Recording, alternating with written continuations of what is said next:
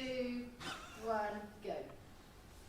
Hello and welcome back to The Deadline. I'm your host, Bendit Ferraby, and now I'm joined with Noah and Will to be discussing the latest updates ahead of between now and approximately 9:30. So we will start by saying that we will start with going over the latest news in the transfer window. So Noah, what have you got for us? So there hasn't been much going on in the in recent time. The only thing that I've seen that has recently come into fruition is that Axel Disasi, current Chelsea centre back, ahead of Chelsea game against West Ham United tonight, which is kicking off at 8 o'clock. He was rumoured to be potentially joining Spurs on a loan deal, potentially with an option or obligation to buy. That deal has been now shelved. Elsewhere in the transfer window, particularly in the Premier League, Manchester United will not be set to be bringing in any more incoming players before tonight's 11 p.m. deadline. That's been reported by Fabrizio Romano. So their two and only signings will be Patrick Dorgu on a £20 million deal from Lecce in Italy, as well as Aidan Heaven, 18-year-old young centre-back from Arsenal. So that's all Manchester United's incoming business. There might still be one or two outgoings from the Red Devils. Tyrone Malacia, Dutch left back, who has been out injured for quite a few months now, has received an inquiry from PSV Eindhoven in Holland. So might see him returning to his home nation in the next few hours. I'll keep you posted when I have more information, Benedict. Yeah, obviously we touched earlier about Alejandro Garnacho potentially going to Tottenham. And now it looks like he's staying at Manchester United. What are your two's opinions on that situation? Well, I'd say from a Manchester United point of view, they'd be very, very happy. You know, Alejandro Garnacho, I know they signed him from Atletico Madrid, but he's practically one of their own. You know, came through the academy system, you know, made his name in the FA Youth Cup final back in 2022, and has been pretty much one of the main key players ever since he made his debut for the first team. You know, coming in alongside his idol Cristiano Ronaldo back in Erik ten Hag's first season, and you know, particularly last season, he was one of the main players in terms of creating the opportunities and goals and assists, especially in games when United will be struggling against teams playing a low block. Garnacho was the one that was creating the excitement, running down the wing, making United sing, as the chant would go. You know, so yeah, I think United fans will definitely be happy with him staying. You know, the only reason the deal between Spurs, Chelsea, or Napoli was put into fruition to begin with was because of the PSR restrictions / issues that Manchester United are currently facing. Obviously getting some players out the door like Marcus Rashford, potentially running down the wing, making United sing, as the chat would go. You know? So yeah, I think United fans will definitely be happy with staying, and I'm sure. You know, the only reason the deal between Spurs, Chelsea, or Napoli was put into fruition to begin with was because of the PSR restrictions / issues that Manchester United are currently facing. Obviously getting some players out the door like Marcus Rashford, potentially running down the wing, making United sing, as the chat would go. You know? So yeah, I think United fans will definitely be happy with staying, and I'm sure. You know, the only reason the deal between giving him on loan maybe 6 months, seeing where Mudrik's doing with all of his tests and stuff, because we still haven't got those results back. So maybe that could be the only option to get him out the door, but if they're trying to fit him into the system, then that could be what's happening going forward. And I know you will be touching on it like with you, the impacts of academy football. Do you think perhaps this could be a missed opportunity for United to make some pure profit on one of their academy graduates, or not?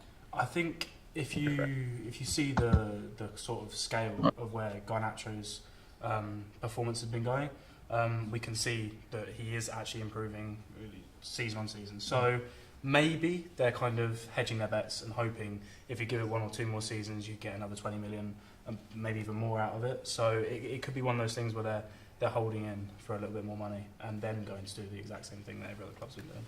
And one man that's obviously at the complete other opposite end of his career is Kyle Walker, who has recently joined AC Milan. Obviously his situation at Manchester City was well documented heading into the transfer window. Do you think it's a good deal for all parties that he's made the move to the San Siro?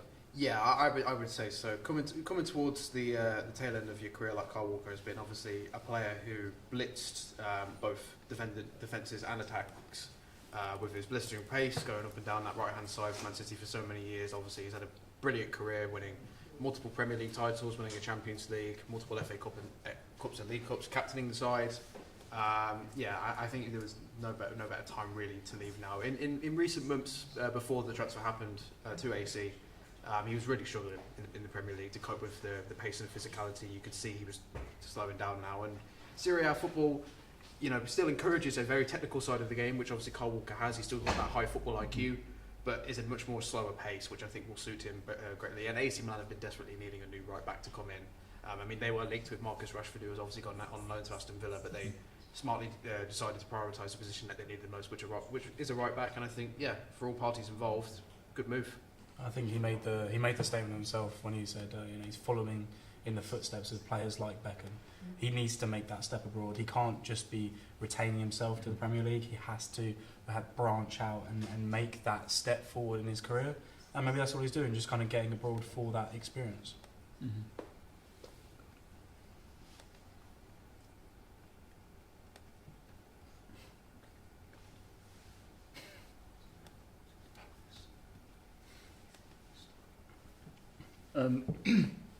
So now we are going to bring you an exclusive interview with a footballer who is now turned into an agent, and he is giving us the lowdown on the experiences of his football career, what it's like moving in the January transfer window, as he's done several times, as well as what it's like in his new role. And that is Ben Watson, the ex-Wigan Athletic and Crystal Palace player. Yeah, do you know what?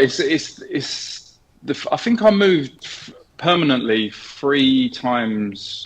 I think it was 3 or 4 times in the January window, and it can be stressful. It can be sort of last minute. It can be, that last few days, which happened to me a couple of times, where at times I think one of them was completely out of the blue, wasn't expecting it, and it happened overnight. The other couple I sort of had an inkling into, and I was prepared for them. But I guess it all depends on the situation, really. I think the January window is probably a lot more stressful than the summer window because, like you say, you got a month, and it all depends on your situation in your life as well, in terms of your age, your family, if you've got kids, because you could be moving the other side of the country and you've got kids, and moving schools and stuff like that. So I guess it can be stressful, but I suppose as a footballer you have to be really open-minded and understand the situation that when this time of year comes around, you could get that call. So, as a player, then, how closely did you follow the transfer window? Did you and your friends, did you follow it? Did you see who's going where?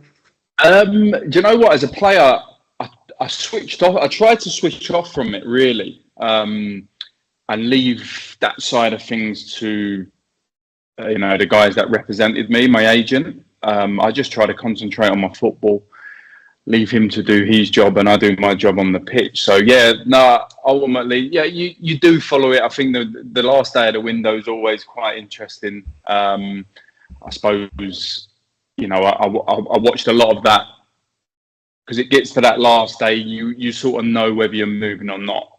You know if you're going on the last day, you'll know a few days before anyway. So to be able to watch that sort of last day sort of stress-free, knowing that you're going to stay at the club you're at is quite nice, I guess. And what is like the best transfer window story of your career? Is there a move that you nearly made or ended up moving to somewhere else? No, I think when I first left Crystal Palace, it was in the January window. I went up to Middlesbrough. I'd done a medical. I agreed everything, and then that evening I was due to sign the next day. I got a phone call from Wigan, from Steve Bruce, saying just don't sign anything, come down and have a chat. And do you know what? I went down there the next day to Wigan, went in the training ground, and I think like any walk of life, you get a feel for something, and that I got a real good feeling about the place at the time, and I eventually signed there that day. But everything was agreed, and that's what I mean in terms of transfers. Things can happen overnight, and I'd agreed everything at Middlesbrough. I was signing there, and then 24 hours later, I signed for Wigan. So in that process of a transfer, how much is a player involved? Sorry, say that again, mate. So in the transfer process, how much is a player involved in that? I don't think it's the players are not overly involved. I think, you know, every player now that always has an agent. The agent, you know, gives the player the information of maybe who's interested and whatnot, and ultimately it is down to the player to make that decision. But I guess the player sort of gets involved once that there's that sort of concrete sort of offer on the table, whether he wants to do that or doesn't want to do it. So, like I say, for me, it was a case of that example of going up to Middlesbrough.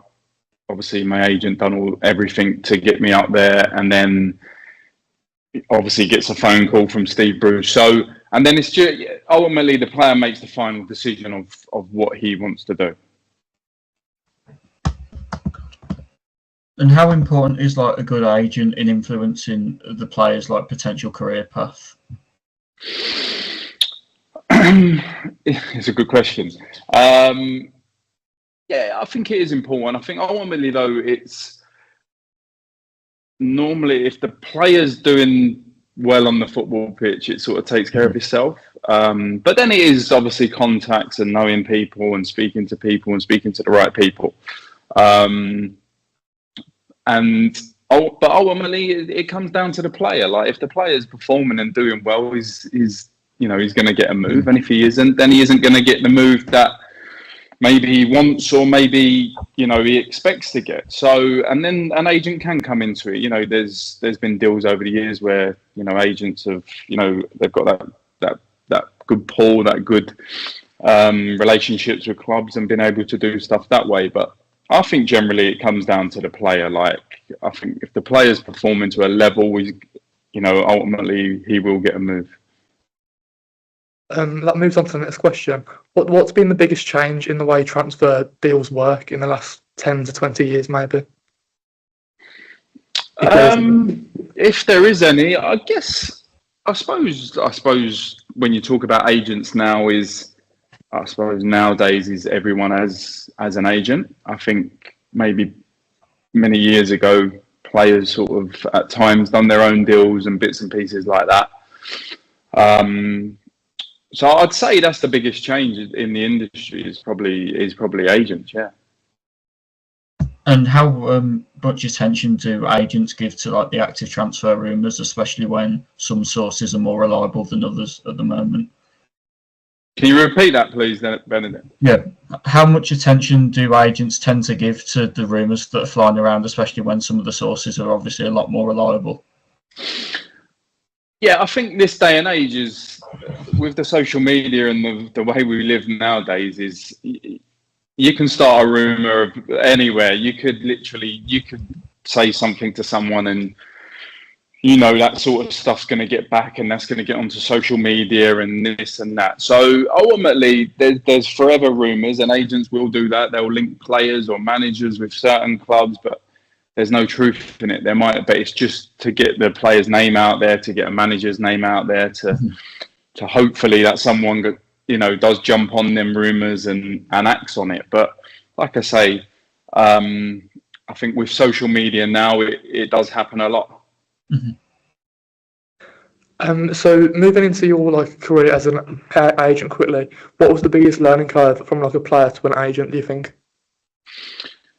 Do you know what? I had the same agent for 20 years as a player from start to finish. And that relationship was built on trust, honesty, and they're the main things. I think ultimately you need to build a relationship with, you want to be, so I always believe as a footballer, you want to surround yourself with good people, people you can trust, people that, because being a footballer is a tough journey. It's not straightforward. There's many ups and downs, it's a roller coaster. And I think it's really important that you do that. You surround yourself with people that have got your best interests and people that want to be there for you, and not just when the times are amazing and you're being successful. I think ultimately it's the other side of things where you really need good people around you when times are tough, and believe me or not, there's many a times that are tough in football.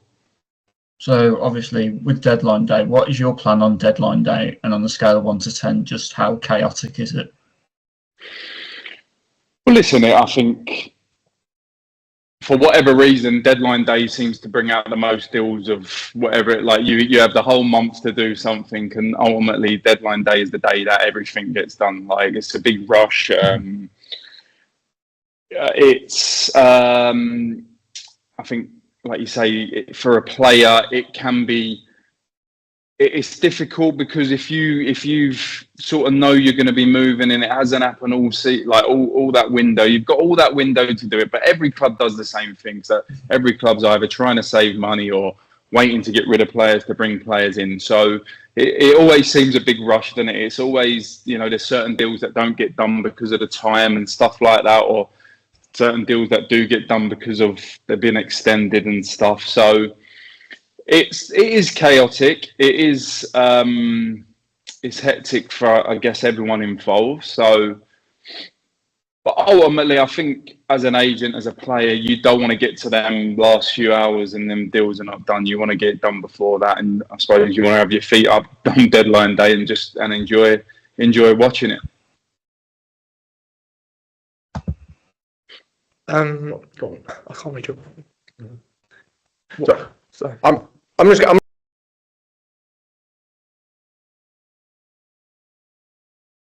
to butt in with a question, Ben, if that's all right. Well, a lot of loan deals, really. But like you say, a lot of teams, because you remember you can have a certain amount in a squad and you can only have a certain amount of loan deals. So clubs have got it's a case of getting players out. It's like a conveyor belt, and then once one team, it's got that knock-on effect because X, Y, and Z want to sign him, but he needs to leave that club for him to go in there. So it is like a domino effect, and that's how it flows. Is like clubs need to get players out to bring players in, and that's what it is ultimately. But it does come down to desperation as well. Like you say, there is clubs will have targets, and they'll have. A, B, and C, they're their top 3 targets. They don't get them, then they have to start going into the next sort of lot of targets. So there's a lot that can happen. There's a lot of swings and roundabouts, I guess. But you're right what you said about desperation at times, because clubs might sell their best player and they're desperate to get players in. So, like you say, and that's why it is quite exciting, and that's why it always goes down to them last sort of few hours or minutes, whatever you want to say, at the end of the month. Okay, so moving into my next question then. For ex-players, how important is it for them to go into the industry of agents, of becoming an agent?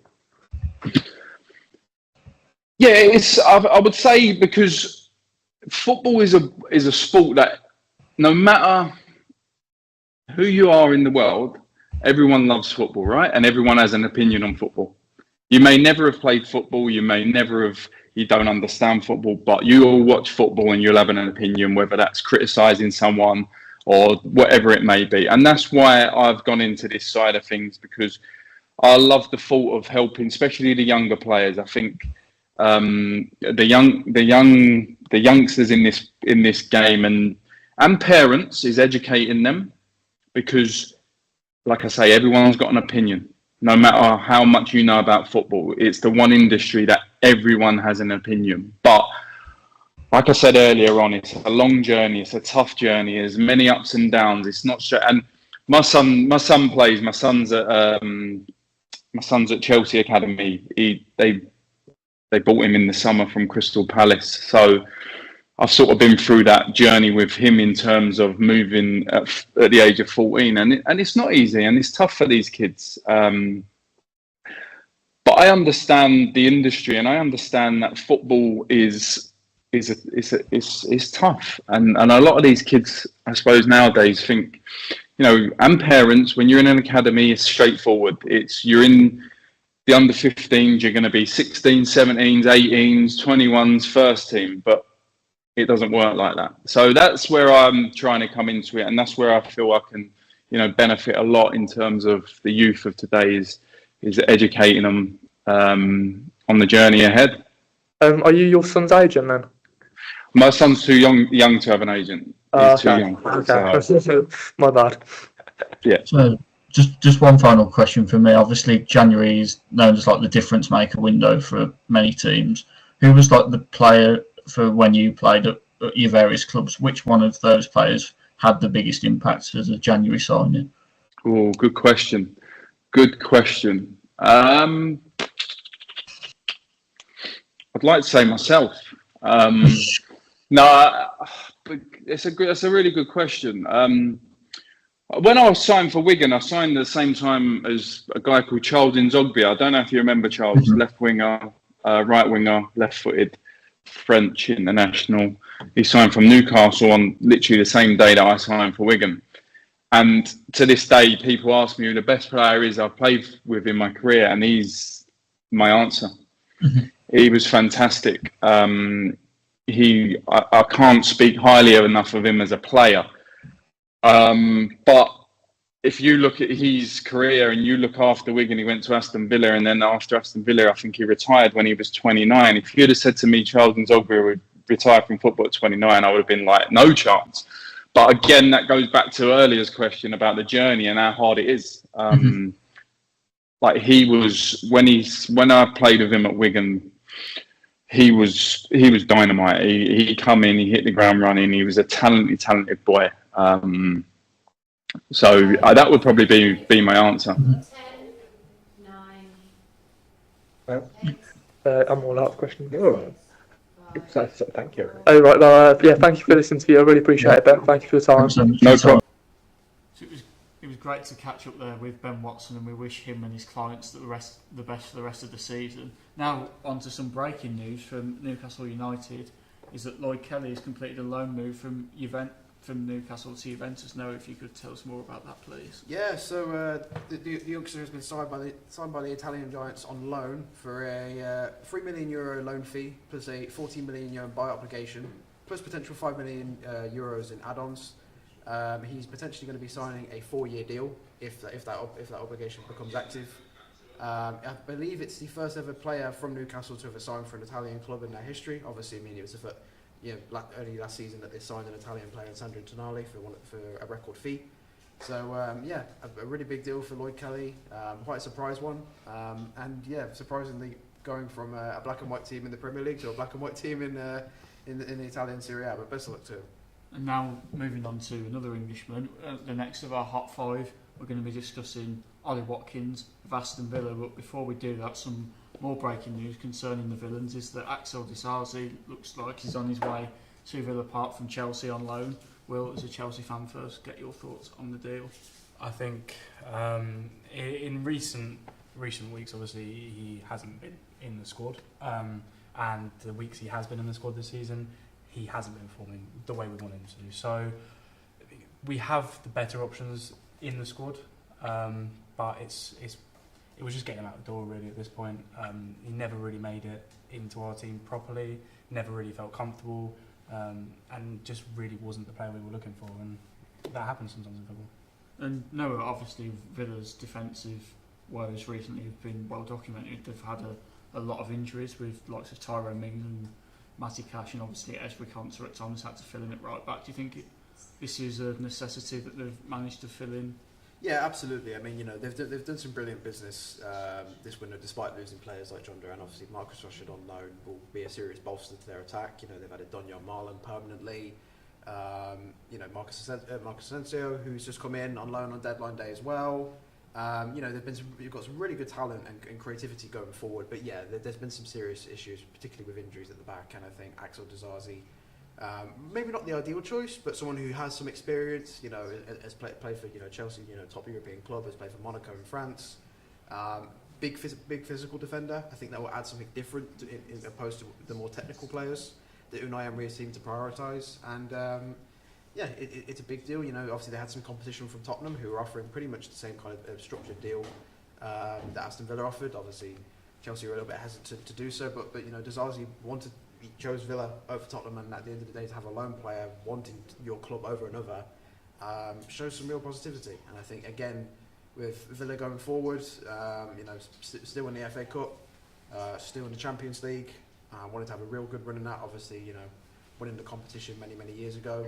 I think puts him in a real dark horse category for it, for sure. Do you think this speaks volumes about how Villa have progressed as a club? The likes of Gisarzi, Rashford and Asensio have decided this is the place for me now, whereas in the past they might have been overlooked. Oh, absolutely. I mean, it was only a few seasons ago that Villa were in a relegation fight, struggling under manager Steven Gerrard, and since Unai Emery's come in, obviously with the pedigree and the experience that and the success he's built off of his tenures at Sevilla and PSG, and also just one who can make players better. There's very few managers nowadays where they can come in to a squad and they can assess the strengths and the weaknesses of players, and they can put them together in a formation that not only clicks but allows them to feel more comfortable, more relaxed, and allows them to play their best football. I mean, Ollie Watkins, he was doing okay before Emery came in, but he's turned him into one of the best strikers in the Premier League in terms of consistency.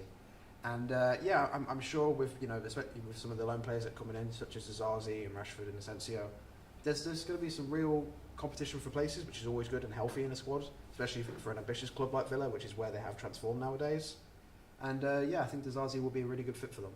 Obviously, you mentioned Watkins there. No, Will, do you think Arsenal in the 3 hours or so that remains of the window will sneak in another bid for Watkins? Obviously, they had the 40 million one rejected on the day of the Champions League game last week. Yeah, I mean, just looking over social media at the minute, I don't think it's really Arsenal that are going to be the only ones heading in there. I think if anyone does make a surprise bid, it will be Manchester United. I think they've made the sales to try and accommodate towards this. They've sold a lot of younger players recently. Obviously, Chido Obi Martin. You've got Jaden Heaven. That's pure profit. That's what they're trying to look for. They're looking for the pure profit to stay in there. They will have the finances to go for Ollie Watkins. Whether or not they want to do it at the minute is a different story. If they can get a low enough bid in, maybe. But like you said, Arsenal are still going for him as well. So we'll have to see how that plays out. And Noah, do you think Watkins is the sort of striker that Arsenal need at this moment in time? Absolutely. There's been many candidates on their shortlist. And, Benjamin Sesko is one that we'll eventually get to from RB Leipzig. But there's been Victor Gyökeres from Sporting Lisbon, who they've had a keen eye on. Alexander Isak from Newcastle. Victor Osimhen from Napoli. But I think Ollie Watkins, in terms of there's still potential to improve there. Let's not forget Arsenal back in the day signed Ian Wright in an era where players did retire earlier, and they signed Ian Wright at the same age as Ollie Watkins is now. Ollie Watkins and his family have the same passion that Ian Wright once had. Ollie is a fantastic hard-working player who has that technical ability and just a knack for scoring goals. And I think that's something that you really kind of miss nowadays in terms of just someone who, you can't teach that just natural awareness and killer instinct in the final third, and Ollie Watkins has that. Combined with the pace and the counter-attacking ability of Aston Villa, Arsenal would absolutely love to add that to their squad, but it's going to take a serious improvement from their initially 40, then 60 two bids that have been rejected from Aston Villa. It's going to take a serious improvement, I think, with only less than 3 hours now until the deadline. But never say never. I've seen crazy things happen on deadline day, so we'll have to wait and see. And obviously Watkins is, like said by his own admission, that this season hasn't been the most smooth for him. Mm-hmm. Do you reckon if a bid doesn't come in now for him, it's maybe he's missed the boat in that regard in terms of moving to a big club, or do you reckon there's still an opportunity, given that he's 29 years of age? I think he's always got goals under his belt. If we see him, maybe move forward to the next international tournament we have, if he's still pushing for the squad, then yeah, I think he will still make that move. It'll probably be abroad. It probably won't be inside the Premier League, but I think he can still make that move. Mm-hmm. So with less than 3 hours to go, are we saying deal or no deal? It's difficult because Arsenal's such a wild card on deadline days. We've seen it go right to the wire with the likes of Mesut Ozil's, when at one point it seemed all but done, and they've managed to pull it out the bag, and especially coming off the back of a big 5-1 win at the weekend against Manchester City and going into the Carabao Cup semi-final against Newcastle, they're going to want as much strength and cover as they possibly can. So it's difficult, but I feel like with the limited time left in the transfer window, I am going to still say no deal for Ollie Watkins. Will, yourself? I think, like I said, due to their sales, Arsenal could come in and nab this. Man United still do need him, and they are feeling the pressure online and in person. People are still getting angry about this. So I think those two clubs could still nab a deal. I think it's still a 50-50. So I've got to go deal. I think we could get a deal. And obviously, for those watching on live, please get your thoughts and opinions into @CovFeedCU. We'd love to hear from you in the comments on Twitter. And another topic that's rife at the moment is PSR. Obviously, a lot of clubs like Aston Villa, Newcastle and Chelsea have been a hot topic. It's been a hot topic surrounding those clubs. Obviously, the amount of profit that clubs are looking to make at this moment in time become more self-sustainable. Will, you're obviously you've kept a keen eye on this in recent times with the youth football. What's your thoughts on the situation with PSR at this moment in time? I think we're going to see a lot of damage done by PSR, not only for the youth players, but for the older players. I think a lot of the older players are going to stop getting contracts because a team like Chelsea won't go after someone who is above the age of 28, 29, for example, because they aren't going to be able to get that 8-year contract in or that 5-year contract. I mean, I know that obviously the rules have been put in place now that you can't go past a certain length, but if they can't put in that 5-year contract, they don't want to go for them. So you're not going to want, a striker such as maybe Ollie Watkins, who might in a couple of months' time be too old to be that striker for you, because you can't spread his payments out. So it's gone from being an issue that is only affecting the youth to affecting the older players. So I think it's really broad now on who it's going to damage. And no, obviously earlier on in the show we touched on how the Saudi League has impacted the market. Do you think that is one of the factors that has caused this concern with PSR? Yes and no. I think a lot of it is due to the fact that clubs such as Manchester City and Chelsea in recent years, especially with the takeover of Todd Bowley, giving out extremely long contracts to young players and being able to spread £100 million fees over a multitude of years has really kind of allowed them to kind of create loopholes and allow them to kind of bolster their squad as much as possible compared to others in the league. And especially, the increasing pressure of the big clubs across the other European leagues, such as AC Milan, Real Madrid, and FC Barcelona, which can spend a lot of money, but in terms of the Premier League, which in regard to the parachute payments and just you can finish bottom of the Premier League and you can still earn over like a 3-year period £150 million, which obviously we've seen in recent times it massively increases the decreases the excitement of the top end of the Championship, because a lot of the times you see the clubs that are up there are clubs that have recently been in the Premier League either a year ago or just a couple of years ago. I mean, you look at it right now, Leeds, Sheffield United, Burnley, they're all clubs that have been in the Premier League in the past 3 years. So I would say part of it is to do with that. I think part of it is to do with the fact that whilst the Premier League are bringing in a lot of players on high fees, the ability, besides probably Chelsea, I would say, of them being able to sell players, like either ones that they bought recently or just in the past for a good amount of profit, is significantly low.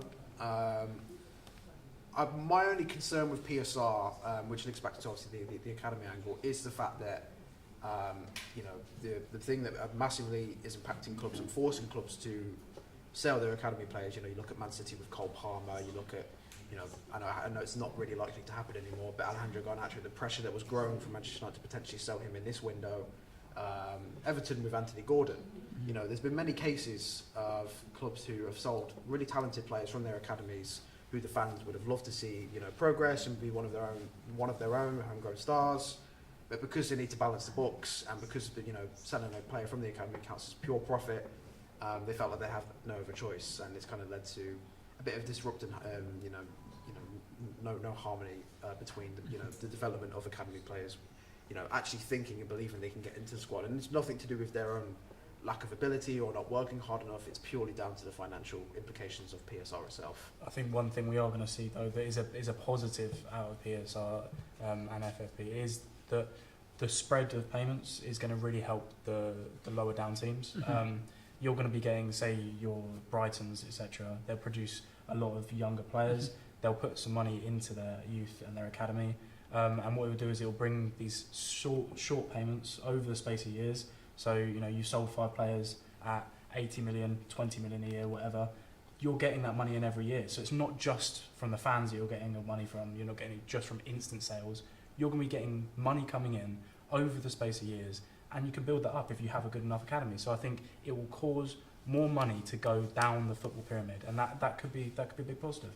One negative, though, obviously Noah's briefly mentioned it. How detrimental, though, do you think PSR is becoming to like the overall, like the players not being able to fulfil their potential for the sake of clubs just making pure money out of the situation? It's massively impactful. I mean, you know, there's been many cases of you know, young players in the past 2-3 years that have come through, you know, their respective academies and wanted to play for those first teams, you know, firsthand, and then potentially move on. But you know, they've been forced, you know, literally nothing to do with them or the lack of quality of in their game, or you know, lack of work ethic, anything to do with that.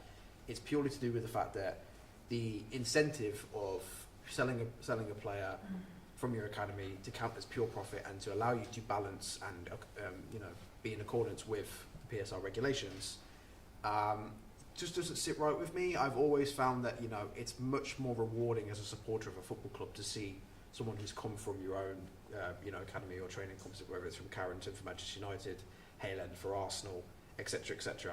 You feel like you have a stronger connection with those players as opposed to someone who is coming from abroad. Not to say that that's a bad thing. Of course, sometimes players from abroad can bring in outside experience and a much more pedigree. You know, we've seen it with players that Liverpool have brought in from abroad. They bring, you know, different types of culture, different types of experiences that you wouldn't be able to bring through an academy, or just bringing through the Premier League if you're signing players, you know, nationally, for instance.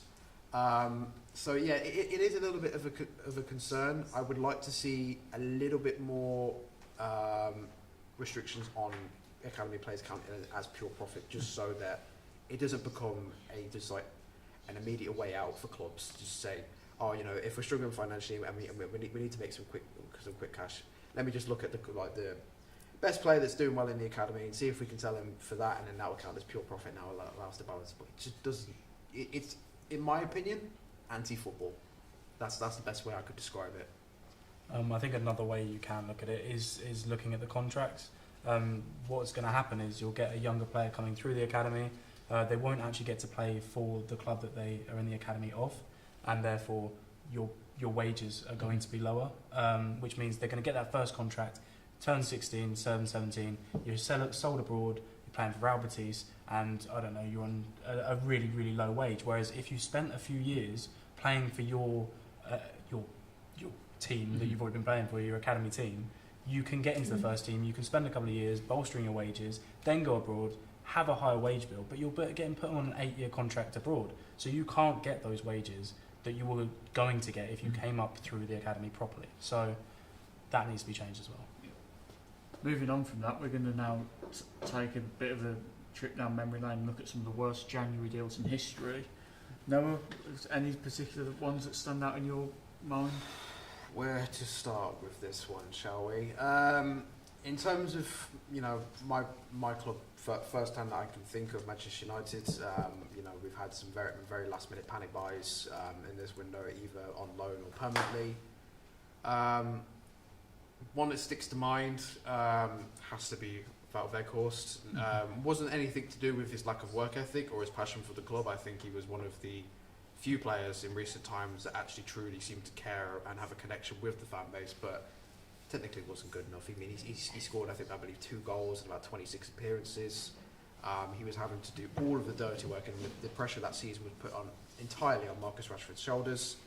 You know, it was only a loan move, so it wasn't some of the worst business that Manchester United have done previously, where they spend a ton of money on a player and it just doesn't work out, and then they end up going back to Juventus on a free, something like that. But yeah, I would have to say, in terms of just the lack of output, especially for a centre forward, Wout Weghorst has to be up there. Yep. I think for me, as a Chelsea fan, I always have to say the Torres era was one that was scary. He didn't pick up that form that he had at Liverpool. It never came back to him, and we were just stuck with this player that cost us 50 million. Was pretty pants. So yeah, that's what I'll have to say. Would you not consider the likes of Coutinho? Obviously, that sort of transfer is the one that started off this multi-million era that we're seeing now. Obviously, went to Barcelona for £115 million and then flattered to deceive at the new camp. I think what the issue is with Coutinho, he wasn't properly brought into the squad the way that the other players were. I think, especially with Torres, for my example, he was pushed into a team and he was having a team structured around him, whereas Coutinho was just dropped in the centre, big hole around him, and he wasn't part of the team. So I think that's a different story, because you could see as he went elsewhere, he's still that player, he's still that brilliant player. He just wasn't really properly integrated. And now after that discussion, we're delighted to have been able to have spoke to Sky Sports' own Vinny O'Connor, who is currently busy on deadline day reporting for the likes of Everton and Liverpool, and some of our reporters have been speaking live to him this evening.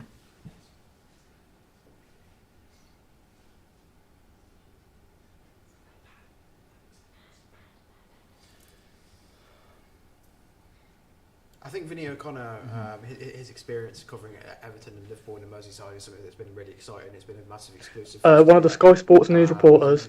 Been working for Sky Sports for so many years. I think, especially for a day like this on transfer deadline day, to have someone with that kind of pedigree and understanding will be really insightful. I'm looking forward to seeing what our reporters have been able to say to Vinny. So let's have a look. Who's regularly seen in and around Everton and Liverpool news, the training ground and stuff. So thank you for being here. We've been following your updates throughout the day. We just wanted to know, is that your home in the background? Yeah, it's been quite a quiet day. So I've been at Liverpool's training ground. We were hoping that we might get something a little bit dramatic, but I mean, there was a faint hope, because I think Arne Slot's been saying throughout this window, he said it back in the summer window as well, that he was happy with the squad that he had. And unless it was going to be a long-term target that they were going to be able to activate, then they weren't going to be doing anything.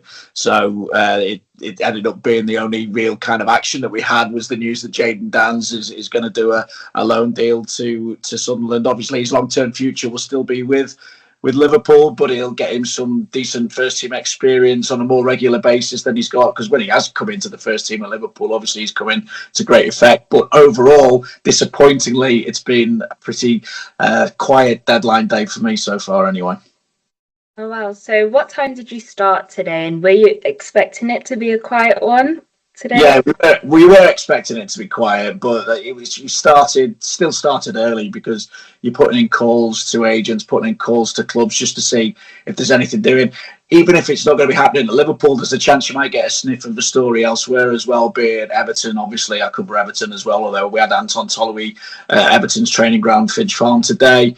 But anything else, there's certain agents that you get to know will sometimes tip you the wing. But overall, it's been quite a quiet window. So there's not been too much happening from my perspective, with the people that I know as well. So we saw that Everton are getting a deal done today for Carlos Alcaraz, who'll be coming in on loan until the end of the season. But again, I maintain, it's the lads and it's the lads and women on the other patches who had the busier day today.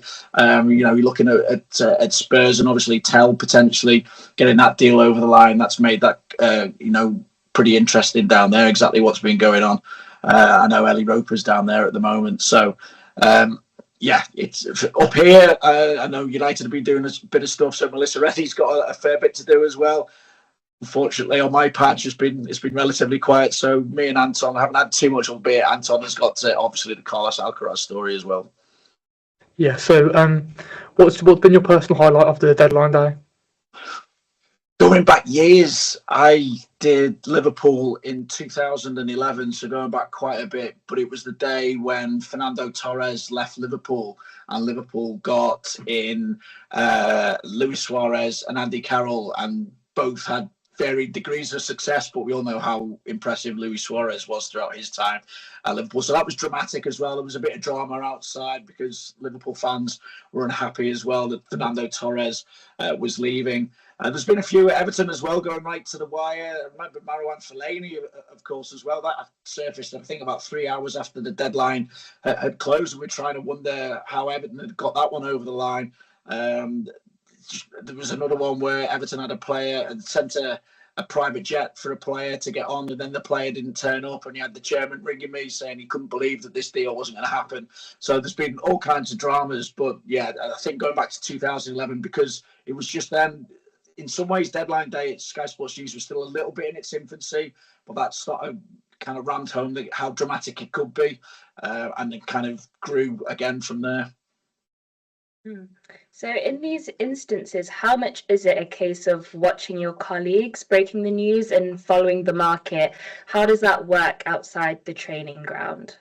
Again, you're just in touch with your fellow reporters. Obviously, we're all on the work email system as well, so you see what other lines people are putting through, and sometimes someone will flag something, and it'll be your job then to actually check it out with the contacts that you've got as well, or you'll get a call from another reporter as well saying, can you check that? And you'll do likewise as well if there's something that you found out, and asking if they can check it at their end. You also get, and it's changed quite a bit since I first started because of social media. So you're picking up rumours as well still on social media. A lot of the time it can be absolute nonsense, but there was that kind of 1% of the time where it's absolutely spot on, and so that's why you kind of chasing up these lines and these rumours and trying to work out exactly what's going on. And of course, I mentioned before the chats with their players' agents as well. There are times when the player's agent will tip you the wink that something is happening with one of his players. And again, you might not necessarily be able to run it straight away because you haven't got confirmation from the clubs, but at least you can start. You've got that kind of background knowledge, so you can start preparing as to how you're going to report that, and then even just like start getting it out there. Look, we know that such and such a club is being linked with this player. We're trying to establish exactly what's happening, and that's how the story then starts and develops and you can develop it then through the day as well. Right, so the transfer deadline day is a big one to prep in the football season.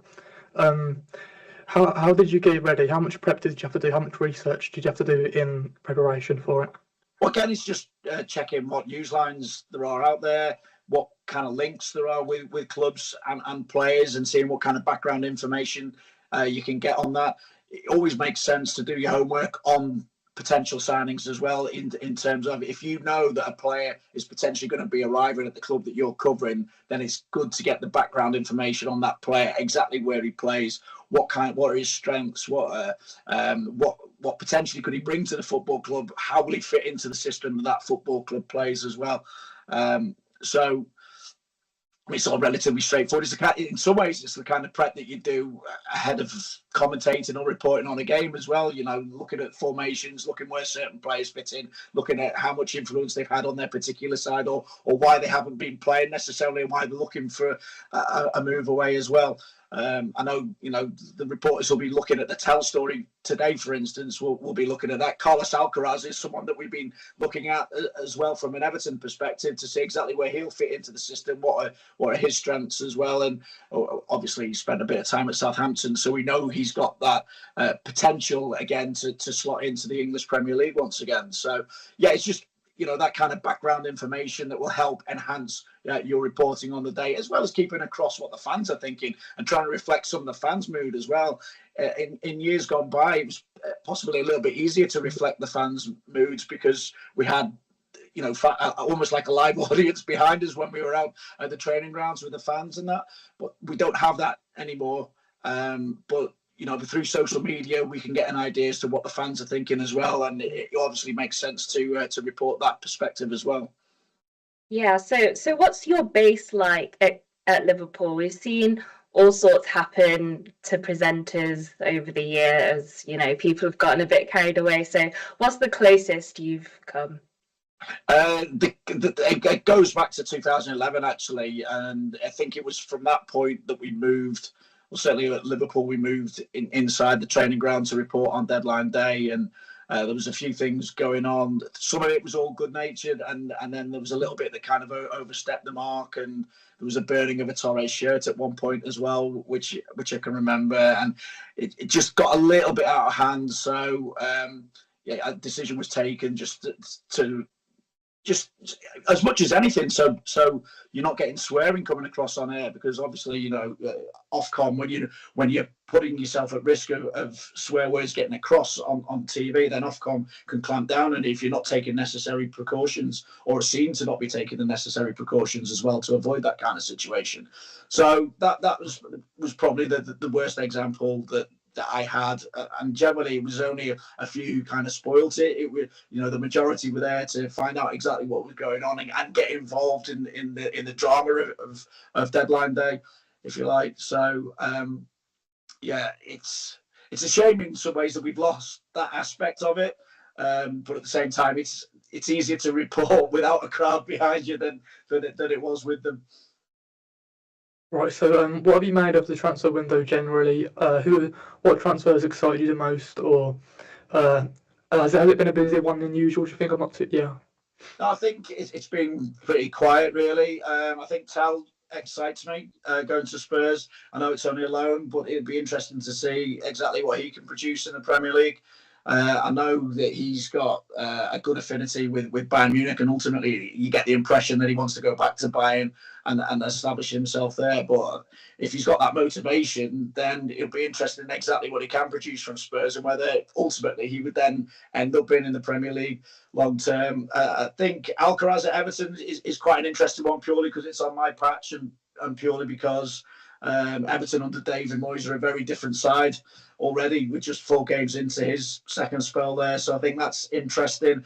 I think overall the market is being quite sensible. I think Liverpool are a prime example of teams being pretty savvy when it comes to holding on to the money instead of just spending it for the sake of getting numbers in.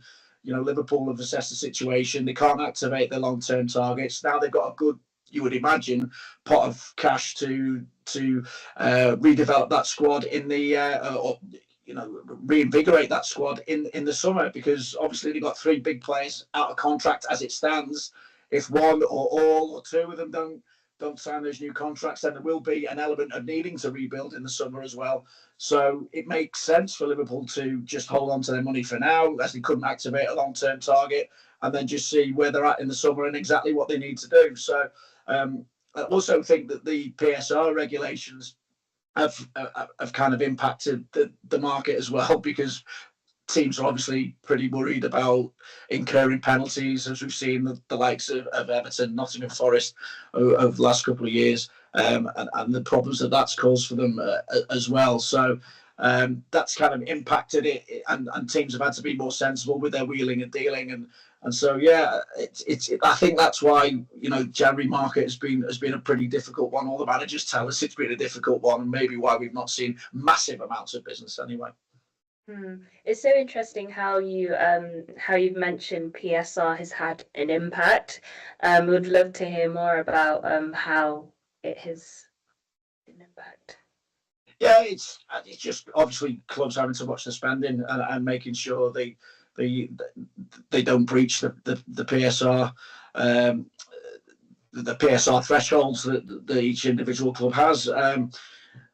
And we've seen with Everton over the last few years how the spending over a prolonged period of time had then impacted them, and they're not being. And the strange thing about PSR is that Everton, in theory, could have done deals that would have helped them in the long term if they hadn't have spent or overspent in the years preceding that. So they could have done deals for the likes of Brennan Johnson, for instance. That was one that potentially could have done. Morgan Gibbs-White, Cunha as well. And if they'd been with Everton for a couple of years, then in theory, I suppose they could have increased in value, and Everton could have sold them on, which will again help them in terms of those PSR parameters. So it's a real difficult balancing act, I think, for clubs at times. I spoke to sources within Everton, and they've said that the kind of model that they've got to work to moving forward is, maybe every year or every couple of years, then you have to have a big sale. Obviously someone like Jared Branthwaite is a player who attracts a good deal of attention. I'm not saying that Everton would be looking to sell him, but at some point it might be that they sell on a star player for a big amount of money and then are able to reinvest that in the squad. And that's a good business model. Liverpool, of course, got a big deal of success by doing that. You go back to them selling Coutinho and the £149 million that brought in. Ultimately, with that money, they were able to sign the likes of Alisson and Virgil van Dijk. So it seems a good business model, and that's where the PSR situation is kind of, and if you manage yourself properly, then it's good for the football club in the long-term business sense. So that's the position that a club like Everton is also looking to get towards as well, where it's a sustainable business model for them to move forward. Right. So, which biggest signing of the January transfer window do you think will have the biggest impact in the remaining of the season? Do you think? I honestly don't know. I think I've mentioned Tell already, and I'm looking at that purely because I think he'll get the opportunity because of the injury problems that Spurs have got as well, and Spurs obviously need an uplift, and they've got a big League Cup semi-final coming up this week against Liverpool. I think it's a big point in the season for them. And the opportunity, obviously, if they can get past Liverpool, for Ange Postecoglou to deliver a trophy in his second season. He keeps telling us that that's what he does, delivers trophies. So I think that's going to be that. I keep mentioning him purely because of the situation that Spurs find themselves in at the moment when it comes to what they can do. Obviously, we've not seen very much business with Arsenal. We mentioned Liverpool as well. City have obviously done a bit of business in this window. We'll see exactly what impact that has on them. I can't see them getting back in the title race. I feel that they're too far behind, and it's going to be. I get the impression it's going to be a straight fight out between Liverpool and Arsenal, who, as I mentioned, haven't done massive amounts of business. But I think it'll be. I think it'll be interesting, just particularly from that Spurs point of view, just to see what impact Tel can have on them. Right, okay, thank you for talking to me. The It's last been bit I really heard was great them interview, so talking thank you. about We really being appreciate like that. a And straight back shootout into the between studio Liverpool now. and Arsenal for the title, despite the fact Great that stuff, they thanks, haven't guys. signed anybody, Thank you. so I can like get thoughts on that or something.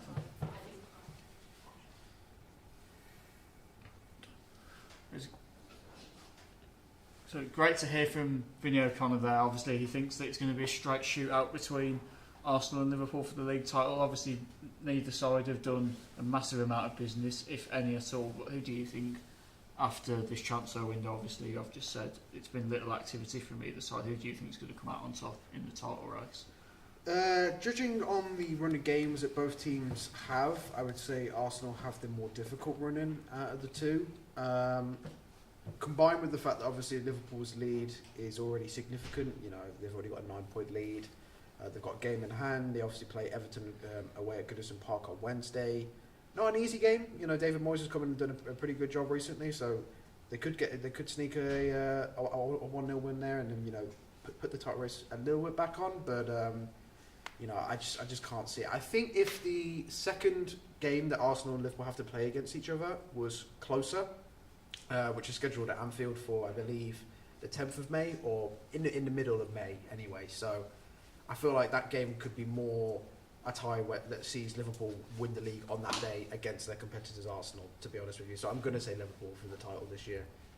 Yeah, I'm going to have to agree with that. I think the reason why we're not seeing much action between both of the teams is just because they don't need to take action. They're both in a good place. I mean, obviously, Arsenal do need to maybe make some tweaks and some adjustments. We've obviously seen Kai Havertz be a little bit of a struggle in front of goal. Obviously, he's been undergoing some stuff outside the pitch and all the stuff that has been sorted. But I think that there's a reason why Liverpool are where they are, and it's because they deserve to be there. They've gone on such a brilliant run. All of their players are really in form, and I just feel like they are where they need to be. So there's no point in spending money if you have what you need. And at this moment in time, Noah, if we just go back to you for a correspondent update. Yeah, so a quick update from Tottenham's perspective. Obviously, the Matthias Tel loan deal it's pretty much been agreed, although they are now pushing Bayern to include a buy option clause for the player. The medical has been done in London. You know, the loan deal is currently in place, but discussions are ongoing just to iron out the finer details to see whether Tottenham can get a buy option included. Reportedly would be around £40 million, although Bayern would probably want it to push up more to what Tottenham originally offered, which was around 60 million. So that's happening. In terms of other bits of business, obviously we discussed Axel Disasi's move from Chelsea to Aston Villa. Obviously Chelsea are currently playing against West Ham, which I'll let you give the half-time update on. That game's just come in at half-time. Elsewhere in the window, obviously we talked about Lloyd Kelly, completing his move from Newcastle to Juventus, but also another game that's happening tonight. Middlesbrough are playing Sunderland, and before the game they unveiled their new star striker Kelechi Iheanacho. Obviously used to play for Leicester City, won the FA Cup with them there, very experienced Nigerian international and Premier League striker. Going now on loan with an option to buy as well, so Middlesbrough putting themselves right in contention to not only reach the playoffs this season, but to win the playoffs and get back up to the Premier League, which would be the first time since 2016-17 season that they'll be right in the top flight. So some big moves for Michael Carrick's side. Yeah, at this moment in time, it's half-time at Stamford Bridge. It's currently 1-0 to West Ham United through Jared Bowen's goal after 42 minutes. And as Noah mentioned, Middlesbrough and Sunderland are currently going at it against each other in the North East derby, and that's currently 1-1 in that game. So now moving on to our next segment is now with 2 hours left approximately the window. Who do we think has won this transfer window, so to speak? Especially Milan, in the Premier League. I think for me it's got to be AC Milan. I think the signings they've made, especially for me, I think Okafor is just a player that needs to be watched. I think a lot of the players that they're bringing in just bolster their team so much. Even Kyle Walker, I think he adds something different to that squad that they haven't had before. Obviously, you've got the likes of Teo Hernandez, who bring this pace that they need, and they like playing with pacey wingers at the back. So I think Kyle Walker fits the team perfectly, and it is like a glove for him, and I think they'll do really well, he'll do really well, and I think they've made some great signings. Do you think, as we were discussing off camera before, do you think that these sort of deals will make people from England take notice of Serie A, and you think it deserves a bit more respect? Oh, of course. I think especially defensively, Serie A has always been known defensively. Mm-hmm. You've had some of the best centre backs come out of Serie A, but I think it would really make people tune in a little bit more, look at it for maybe, especially players like Tomori who don't really get put into the argument for international duties. I think it'd be good to see that. No, as for you, who do you think, maybe in the Premier League, who is winning the transfer? I was going to say, I firmly agree in terms of, out of all the Serie A clubs, AC Milan have definitely had the best window in terms of not only the number of players that they've been able to get in and out the door, but also the quality that they've been able to get in. I would definitely say that they've won the window in terms of the Italians. But in the Premier League, I'm going to have to say Aston Villa. They've really given themselves a brilliant shot going into the business end of the season to get themselves back into the top 4 places. They're not too many points off Manchester City, who are currently lurking around there. And being in that round of 16 of the Champions League really is puts anyone in the senses of anyone can win it. And some of the quality options and the experience and the pedigree that they've got. You're talking about Marcus Asensio, who's won Champions Leagues in the past. You're talking about Marcus Rashford, who's scored countless number of goals in European competitions. Against the likes of Barcelona at the Camp Nou and things like that. So yeah, Villa have done a brilliant bit of business. They've also strengthened defensively with Disasi. I think that was a must. I think if they didn't do that, because they were a little bit lopsided in terms of all the great attacking options they had compared to the ones at the back. Obviously signing Daniel Marlin earlier in the window, but no, they've done really well to get a very solid, experienced defender in on loan. In the final hours of the window. So I'd have to say Aston Villa, not just for the window, but in terms of going forward for the rest of the season, they'll be one to watch for sure. Do you think that obviously the new additions, so late in the transfer window, have softened the blow of losing John Duran? Obviously, a lot of Villa fans were perhaps rightfully frustrated on Friday, and perhaps the fact that that he was the one that was sold ahead of Watkins. Yeah, for sure. I mean, if you look at it purely from a Villa perspective, you compare the two profiles. John Duran has got massively more potential, more worth to Villa Football Club. I know Watkins scored more goals, but in terms of the longevity of the two players, Duran could have offered Villa a lot more going forward in the next 5-10 years, whereas Watkins probably only got another 3 top flight years, I would say. So I can see it from that perspective, but they still managed to get around £70 million for John Duran. He can still come back to them at some point. The contract he signed with Al Nassr is not a long one, and also just in terms of a young player going over to the Saudi Pro League, I can very much see him spending a couple of years over there and coming back to European top flight football. But Villa have done very, very well in terms of being able to bounce back from that. Obviously bringing Marlon in before John Duran's departure, but then bringing in the likes of Marcus Rashford and Asensio. More than just their technical ability and their work ethic, their pedigree and experience that they're going to bring to a team that is desperate to have at least a good cup run in the Champions League definitely puts them in the hat to go far in the competition, and will also give them a real good experience in terms of drawing a top team such as a Real Madrid or Bayern Munich and really pushing them to their limits, which I think is what any team, Villa, Newcastle, could be Bournemouth next season with the way that the Premier League's shaping up. How crazy that to say, but it's why we love the Premier League, and Villa definitely have bounced back from losing John Duran for sure. Do you think in a few years' time we're going to see from all these players that are going to Saudi for short contracts, big money, yes, but they are young players. They are going to be able to bounce back, come back into the big leagues again, and make an impact again. But are they going for the money? Are teams going to go and look out there for players? Is someone going to go? You've had 2 years in Saudi Arabia. It's an interesting debate because obviously you get a lot of people that will say they've gone to set up their families, which you can't really argue against. But then can't argue that at all. There's also the idea, the counter argument that there isn't much competition in the Saudi league. Exactly, and you've seen the reaction, the difference in reaction from John Duran, who's gone over there. Most people understand the reasoning he's gone over there, and you can't argue with it. Footballers and professional athletes across all kinds of sports have short careers, and they need to earn as much money as possible, not only for their current families, but their future generations of family.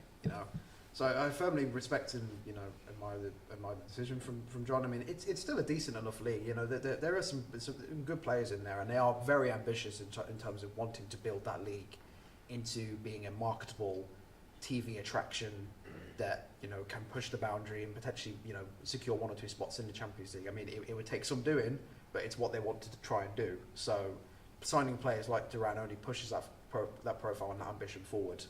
But I think the difference is obviously you see Matoma and his reaction to having Saudi interest. Obviously Brighton turning the bid down, but also Matoma saying no, I don't want to go over there. I want to continue playing my football in the best league in the world, in his opinion, which is the Premier League. And I'd have to agree with him on that. It's the most competitive. It's the most star-studded. It's also there's still plenty of money in the Premier League. It's not a massive drop off compared to Saudi Arabia, and it is going to be interesting to see from Duran's point of view, just in particular, but also over young players that decide to go over there. If after a few years they will be able to retain their marketability and their potential, and be able to get top clubs across Europe wanted to come back in for them. Because the difficult thing as well is when they're being put on such a high wage this early on in their career, any time they look to leave that contract, they're going to be wanting something at least close to it. And most clubs in Europe can't afford a £300,000 a week deal, unless you're one of the absolute elite of the elite players and elite of the elite clubs.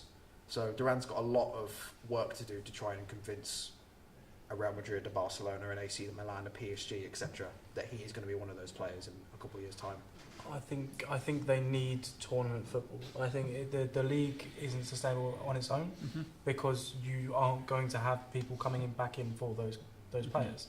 I think if you want teams to come back in for the players, such as Duran, who is young when he was going out there, you need a tournament to be playing in against the bigger clubs. You need to be showing and creating a precedent that you are here to stay and that your players are worth something after they finish their contracts. That is why you can go out there. Yes, you can go out there for short periods of time. Like we said, it's there for the money. It's an easy go-to, but can they bounce back? And I think you have to have tournament money. You have to have the ability to score against your big clubs and then come back to those leagues.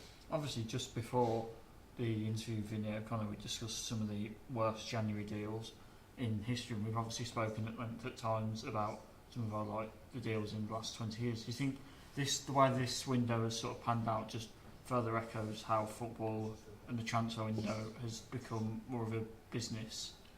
Yeah, for sure. I mean, I think the we are seeing in this window in particular, but also the last window, the difficulties of FFP and PSR in terms of how it can impact the spending of clubs in the Premier League, but also across the board. I mean, the Saudi Pro League and the Chinese League before that has added to it in terms of making it more difficult for the top European leagues and clubs to be able to match the high wages and the lucrative packages that those leagues are able to provide for footballers. It's a real difficult one for sure. I feel like certainly when now also due to the fact that I think there was less inside scoopers such as Fabrizio Romano and David Ornstein. Don't get me wrong, they are brilliant at providing that information, but I don't think they'll ever be able to replicate the excitement of turning on a Sky Sports News and finding out for the first time as it's happening live that Mesut Ozil is going to sign for Arsenal from Real Madrid, with nobody really knowing beforehand. Everything is available on the internet. Everything gets known in advance. I don't think I've seen in the past 3 or 4 years a club make an official announcement to sign a player and there hasn't been some kind of information about it beforehand. I mean, and you can't help that. That's just the way that the internet and things work nowadays. But I would say the transfer window has evolved and just changed in a different way, rather than being a negative change. I think it's just increased in the depth and the amount of coverage and just how clubs treat it in general. It's a much more bigger phenomenon than it ever was 10, 15 years ago. I think it also creates an open book for all transfers in regards to, yes, obviously other clubs do usually have some insight as to who's going for who, but I think if you can get that information straight away, you can see, okay, this player, we've already had bids for 60 million, okay, we can go in there 65. It creates more of a high intensity area, and I think it's definitely in some areas an improvement, in some areas it does weaken and kind of create a bit more of a boring environment, maybe. Yeah, so we're now just under 2 hours of the window left. Is there any more further breaking news, Noah? Yeah, so it's been reported by Fabrizio Romano, first of all, that Everton are completing all of the details of the Charlie Alcaraz deal from Flamengo and saying it will get done tonight. The €15 million plus add-ons loan with an obligation to buy will be completed, and that obligation to buy will only be activated in case Charlie Alcaraz has a high number of starts in the final 4 to 5 months of this Premier League and season across all competitions. Quite a surprising one. Willian, free agent, has just been contacted in the past 15-20 minutes by Fulham, who he obviously, as one of the more recent clubs he played for in the English Premier League. They're looking to bring him back. Obviously was linked jokingly to former club Arsenal at the same time, but it seems that Fulham are really exploring the possibility of bringing, I believe, the 36-year-old Brazilian winger back to Craven Cottage, which is a pretty exciting and unexpected one. Some other ones, Chilwell is set to be announced soon as joining Crystal Palace on loan until the end of the season. That will be a straight loan with no option or obligation to sign. Unlike Matthias Tell, which Sky Sports News are now reporting, the option to buy will be included in that package. The fee, in terms of how much it will be, hasn't been discussed yet, but that will be announced very, very shortly, probably in the next hour or so. Matthias Tell from Bayern Munich will be joining Tottenham Hotspur on loan. And one more that I did see.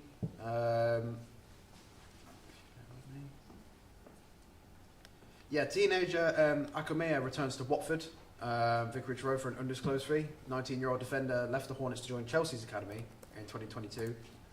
Captained them to the under-18 Premier League title. A pretty young and up-and-coming talent for Watford to promote and shine a spotlight on, really, for the remainder of their season. But a club that still have very serious ambitions to try and get into the playoff race with many other clubs such as Coventry City.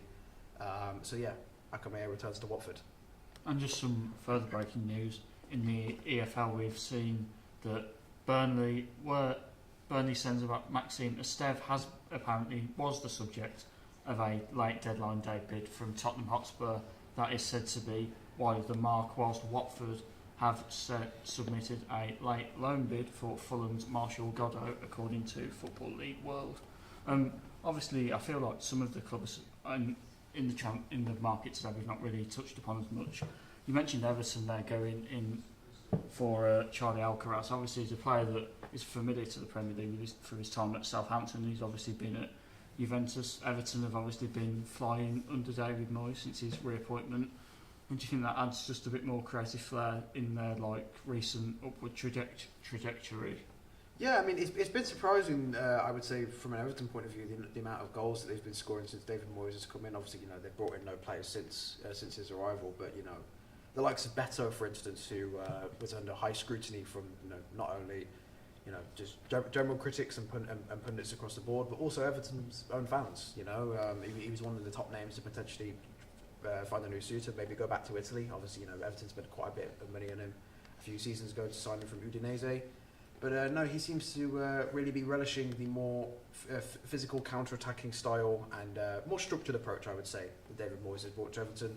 Obviously, I'd say the biggest thing that David Moyes has brought to the club is his pedigree and his experience. I mean, he is, in terms of Premier League terms, the third most managed, appearances in Premier League history, right behind Arsene Wenger and Sir Alex Ferguson. So it's hard to disagree with the man's track record. I mean, he also managed to get West Ham to win a European trophy, a Conference League final only a couple of years ago, on a limited budget. And he's one of the few players as well that can fulfill players with confidence to make them play above their expectations. And I think we're seeing that at the minute, to the point where they are going into the Merseyside derby on Wednesday with a real chance of not only just getting a point, but potentially 3 points. It's going to be a raucous atmosphere at Goodison Park, and he's doing a phenomenal job, David Moyes. I think I agree completely. Like you said, it adds some flair into that midfield, but also players like Beto, they like to break the line, and it will add that little bit of kind of, like you said, creativity. We can get some maybe through balls. We'll see a lot of balls over the top for Beto to run in behind, and he's in finishing form. So I think we're going to see a lot from them recently. Yeah, moving into our final two Hot 5 deals of the window. The first of those comes in the form of Mark Gurhey. With quite some interesting developments today, seeing that Tottenham had seen a £70 million bid knocked back by Crystal Palace. Noah, what are your thoughts on that situation? I mean, it was a remarkable turn of events when it came out earlier this afternoon. Obviously Tottenham have suffered the long-term injury of Ivan Dragusin, unfortunately, who looks to be set out for the rest of the season. For them, and obviously they've managed to get in Danzo from Lens on loan, bring in a few other players. Obviously we discussed Tell, who is a new attacking option for them.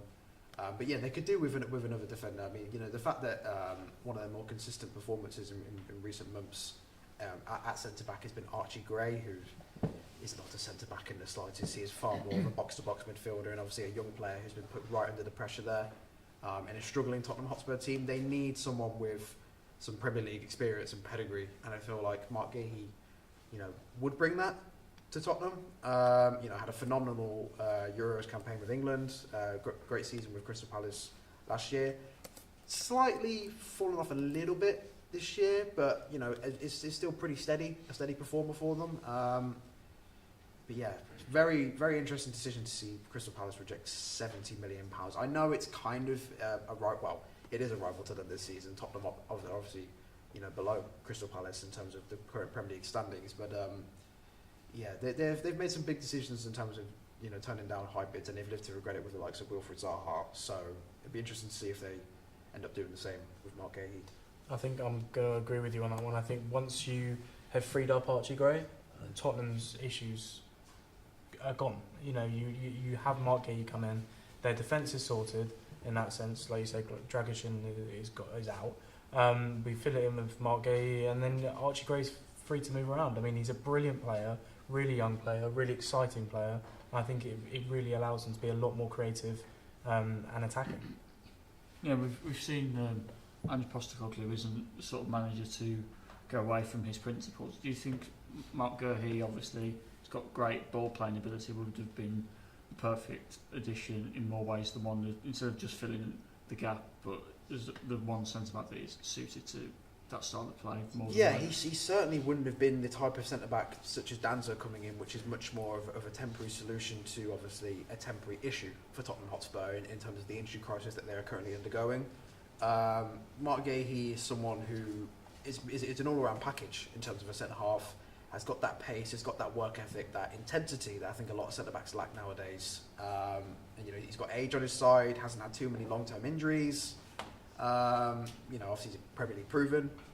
Wouldn't have to exactly travel far. From Crystal Palace to Tottenham.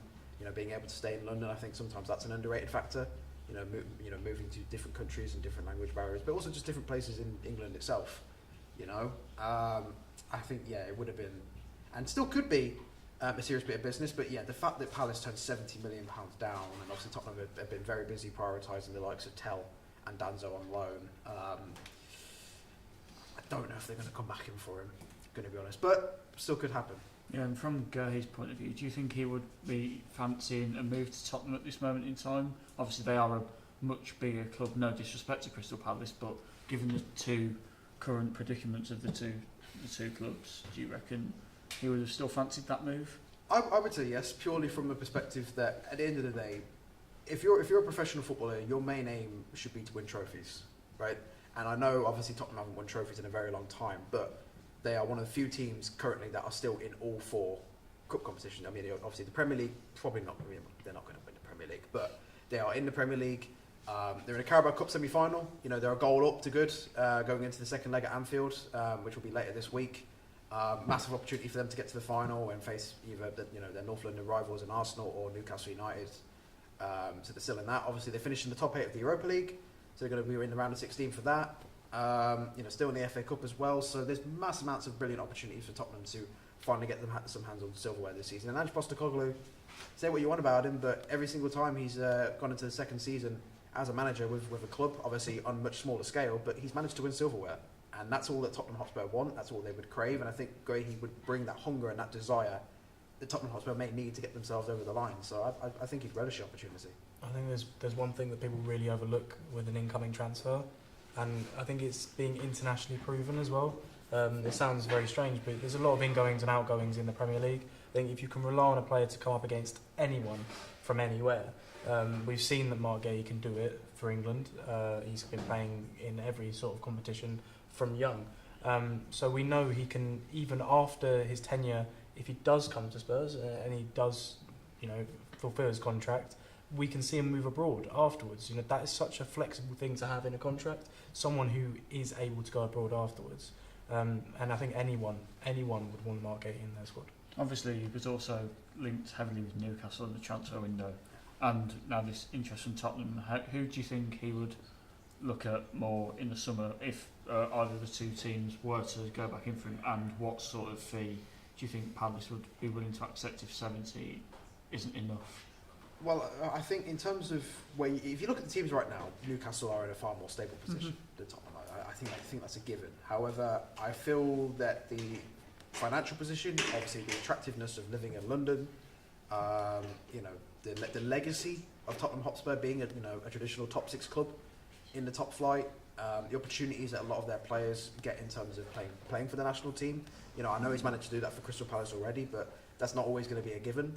So I feel like comparing Newcastle to Tottenham, it's very much 50-50, but I could see Tottenham definitely swaying him. I mean, I would say they have more, quality proven players in terms of your Heung-min Sons, your Dejan Kulusevskis, your Dominic Solankis, etc., etc. So it would be tough though, because Newcastle have got a very strong financial backing, obviously from their new ownership taken over from Mike Ashley. They've been very shrewd in the transfer market, not just throwing money around willy-nilly, but spending it on the right type of character and the right type of player, which Mark Gahey is. If it were to go down to the summer, if a deal couldn't be completed, this evening for Tottenham, it would probably go down to those two. Maybe even more clubs would join the fray. I mean, as Will said, and I completely agree. Who wouldn't want Mark Gahey in their squad, especially a Premier League team? He's for me the perfect package of what a centre half should be. And I could very much see that £70 million fee rising, to 100. So from Palace's point of view, you can kind of understand it, rejecting the £100 million fee. But they can't rest on their laurels too much, because we have seen it in the past with them that they have turned down incredibly high fees and figures for the likes of Wilfried Zaha, Eberechi Eze in the past as well. So they need to be careful as well. Yeah, I completely agree with you. I think there's also an element of he is in London, and whilst everyone thinks, oh, you know, it's easy to move around London, sometimes it isn't. Crystal Palace and Spurs, they will clash at some point. You know, they are very close teams. So it's whether or not he wants to move out of London, just in respect of Crystal Palace, because he has been there a while. Whether or not he wants to go up to Newcastle and just make that move out of respect for the club. And obviously, looks very unlikely that it's going to happen this window, of course. But in the summer, could you see him moving on or staying at Crystal Palace? I think that Crystal Palace really have to do something to keep him. You have to really prove yourself in the league to keep a player with that much talent. I think you have to be doing well in Europe, if being in Europe at all. And Newcastle really offer that more, in my opinion. Tottenham, yes, like you said, are in all the trophies, but it's whether or not they have the ability to stay in them. Yeah, no, I fully agree. You know, Newcastle are at this moment in time a far more ambitious and stable franchise to join. You know, they have far more young and hungry players, which would match, you know, the similar profile of Mark Gahey. But yeah, you know, the location and the, you know, the pedigree of Tottenham, you know, could prove key in this window, but more likely to in the summer. I think both clubs just need to be careful to not get dragged into a bidding war, because with a player as talented and highly rated as Gahey is, it could very much become that way. So both clubs need to become careful. But I think he is such a top talent that you could end up paying 90 to 100 million pounds for him, which is an incredible amount for a centre half. But he has the potential to really pay it back for you. So yeah, I'm interested to see whatever happens in this window in the summer. I think there's an exciting future for Mark Gahey, that's for sure. And obviously, now with just over an hour and a half until the deadline shuts, who do you think is going to make a late move, if you had to make any predictions? It's difficult to say. I'd say the most likely club to enter back into the transfer market, I know they're actually playing right now against Chelsea, but would probably be West Ham. I'd say they still, you know, have a few weaknesses in, you know, across the board that could be strengthened. I know they brought in Evan Ferguson in, which should help their goal scoring issues as of late. But yeah, I think particularly midfield they could do with a more fluid box-to-box midfielder, and potentially looking in towards the Championship market, I think could be interesting for them. I think Manchester United would love to go back in there, but due to the current financial restrictions that you know they're currently having to deal with, you know, it's come out from Fabrizio Romano that they're looking likely to be done for this window after signing Patrick Dorgu and Aidan Heaven. Could see something from them, maybe a loan deal coming into play, but we'll really have to wait and see. I would say West Ham more likely of the two, and more likely out of any other Premier League club to go back in. I think I agree with you, but I mean, on the topic of this game, it is 1-1 at the minute, so but I definitely say that Chelsea also should be jumping back in there. They had already conceded to West Ham in the first half an hour of the game, which does really highlight the fact that Colwell might not be the one for them at the centre of their defence. So, you know, maybe that's something to look at, but yeah, I think that's where I go for now. And who would you say is the signing of the window overall? Oh, signing of the window. I think if it goes through Mark Gahey, I think definitely if we can get if Spurs can get Gahey over the line and we can see that happen, I think that is the deal. I would say in terms of a deal that has already been completed, and in terms of just looking at a deal across the board, Kavica Kvaratskhelia to PSG really excites me. I mean, the guy has been one of the most prolific and talented wingers in the past 2 to 3 seasons. What he did at Napoli in their title-winning year was phenomenal. PSG in recent weeks, especially in the final couple of Champions League games, have looked reinvigorated under Luis Enrique. I really fancy their chances going into the knockout stage of the Champions League to really impress. And to have a front three potentially of Barcola, Kvaratskhelia, and Ousmane Dembele is frightening. So, yeah. How many goal and assists do you reckon Kvaratskhelia gets every season going forward? Maybe the first season, for example. I would say, in terms of the remainder of this season, I think if he can get a combination of 10 to 12 goals and assists across all competitions, that'd be pretty good. As a starting foundation, and then from there on, he should be aiming for 25. I would say he's got the ability to do it. The dribbling on the ball, in terms of like the natural ability, is one of the closest. I'm not saying he is Neymar, but it's the closest I have seen. He's also carrying the pride of playing for a lesser nation as well. I think you really saw that in the Euros when he was playing for Georgia. He absolutely relished that opportunity to be the main man and to try and carry a whole country forward. When sometimes players, who play for lesser nations, they sometimes shrink. But I think that showed the character as well as the technical skill that Kvaratskhelia has. So I think PSG have bagged an absolute worldie there.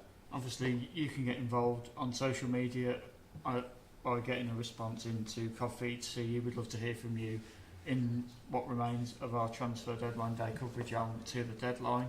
Just a quick score update, as Will alluded to, it's currently 1-1 between Chelsea and West Ham United at Stamford Bridge, with Pedro Neto scoring just a few short moments ago. Meanwhile, in the Championship, it's currently 2-2 between Middlesbrough and Sunderland in the promotion battle between the two clubs in the North East, with Hayden Hackney scoring the equaliser on 59 minutes. Obviously, he has been subject to interest from Porto, but has seen two bids rejected.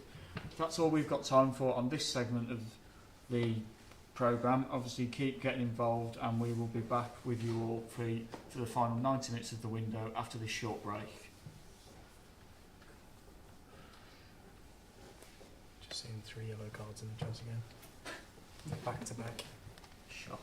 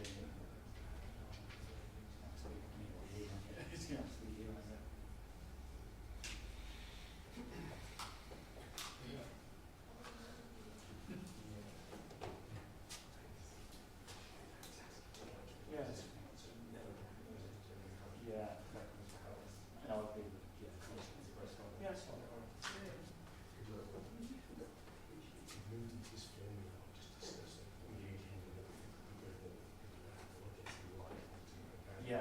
So more regular interactions with the news, even if it's just saying so-and-so's gone quiet in the post for 10 minutes, there's something happening, or there's nothing happening there. And at the moment, those teams where the gaps in the teams, people just say, there's still that call of so-and-so's position, it's still this, and then try and move into a whole, so that makes it more cultural meaning.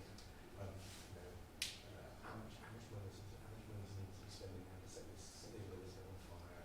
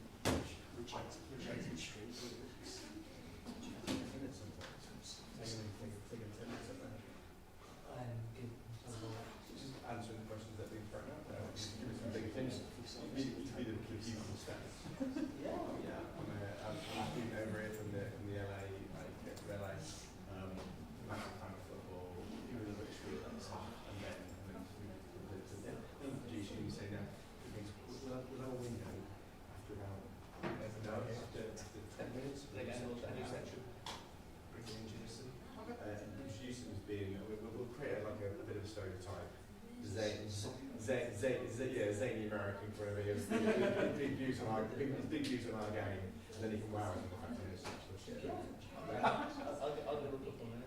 okay, okay. So you three start with, and then we'll tap in Justin for a match appearance. Right. Yeah. Oh yeah. Sorry.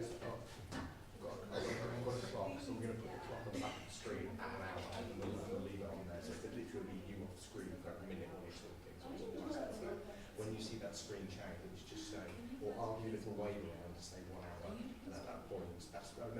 So when I'm waving around, that's basically it to an hour, and you'll know 10 seconds. You'll know 10 seconds later the screen will change with the countdown for an hour. Okay. What, an hour of the window up? No, the screen won't change. That won't change. It basically, you just know that when I'm waving around, it's an hour of the window. So that's That's half an hour's right. Okay. So 30 minutes time, the display will change, but you won't see the sender display. It's not that one, it's the one that we play. Yeah. And it'll be up to 30 seconds. So that's cool. Say again? Yeah. All good. Yeah, all good. Yeah, streams will be sure. We've got the recording the same strip. So we'll put that on there. So we'll put that on there.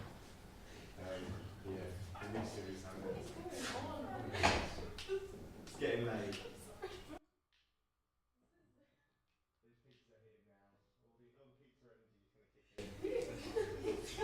Okay. That's incredible.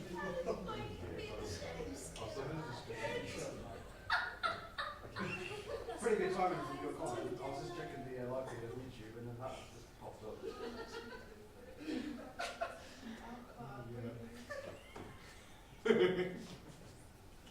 I'm just why did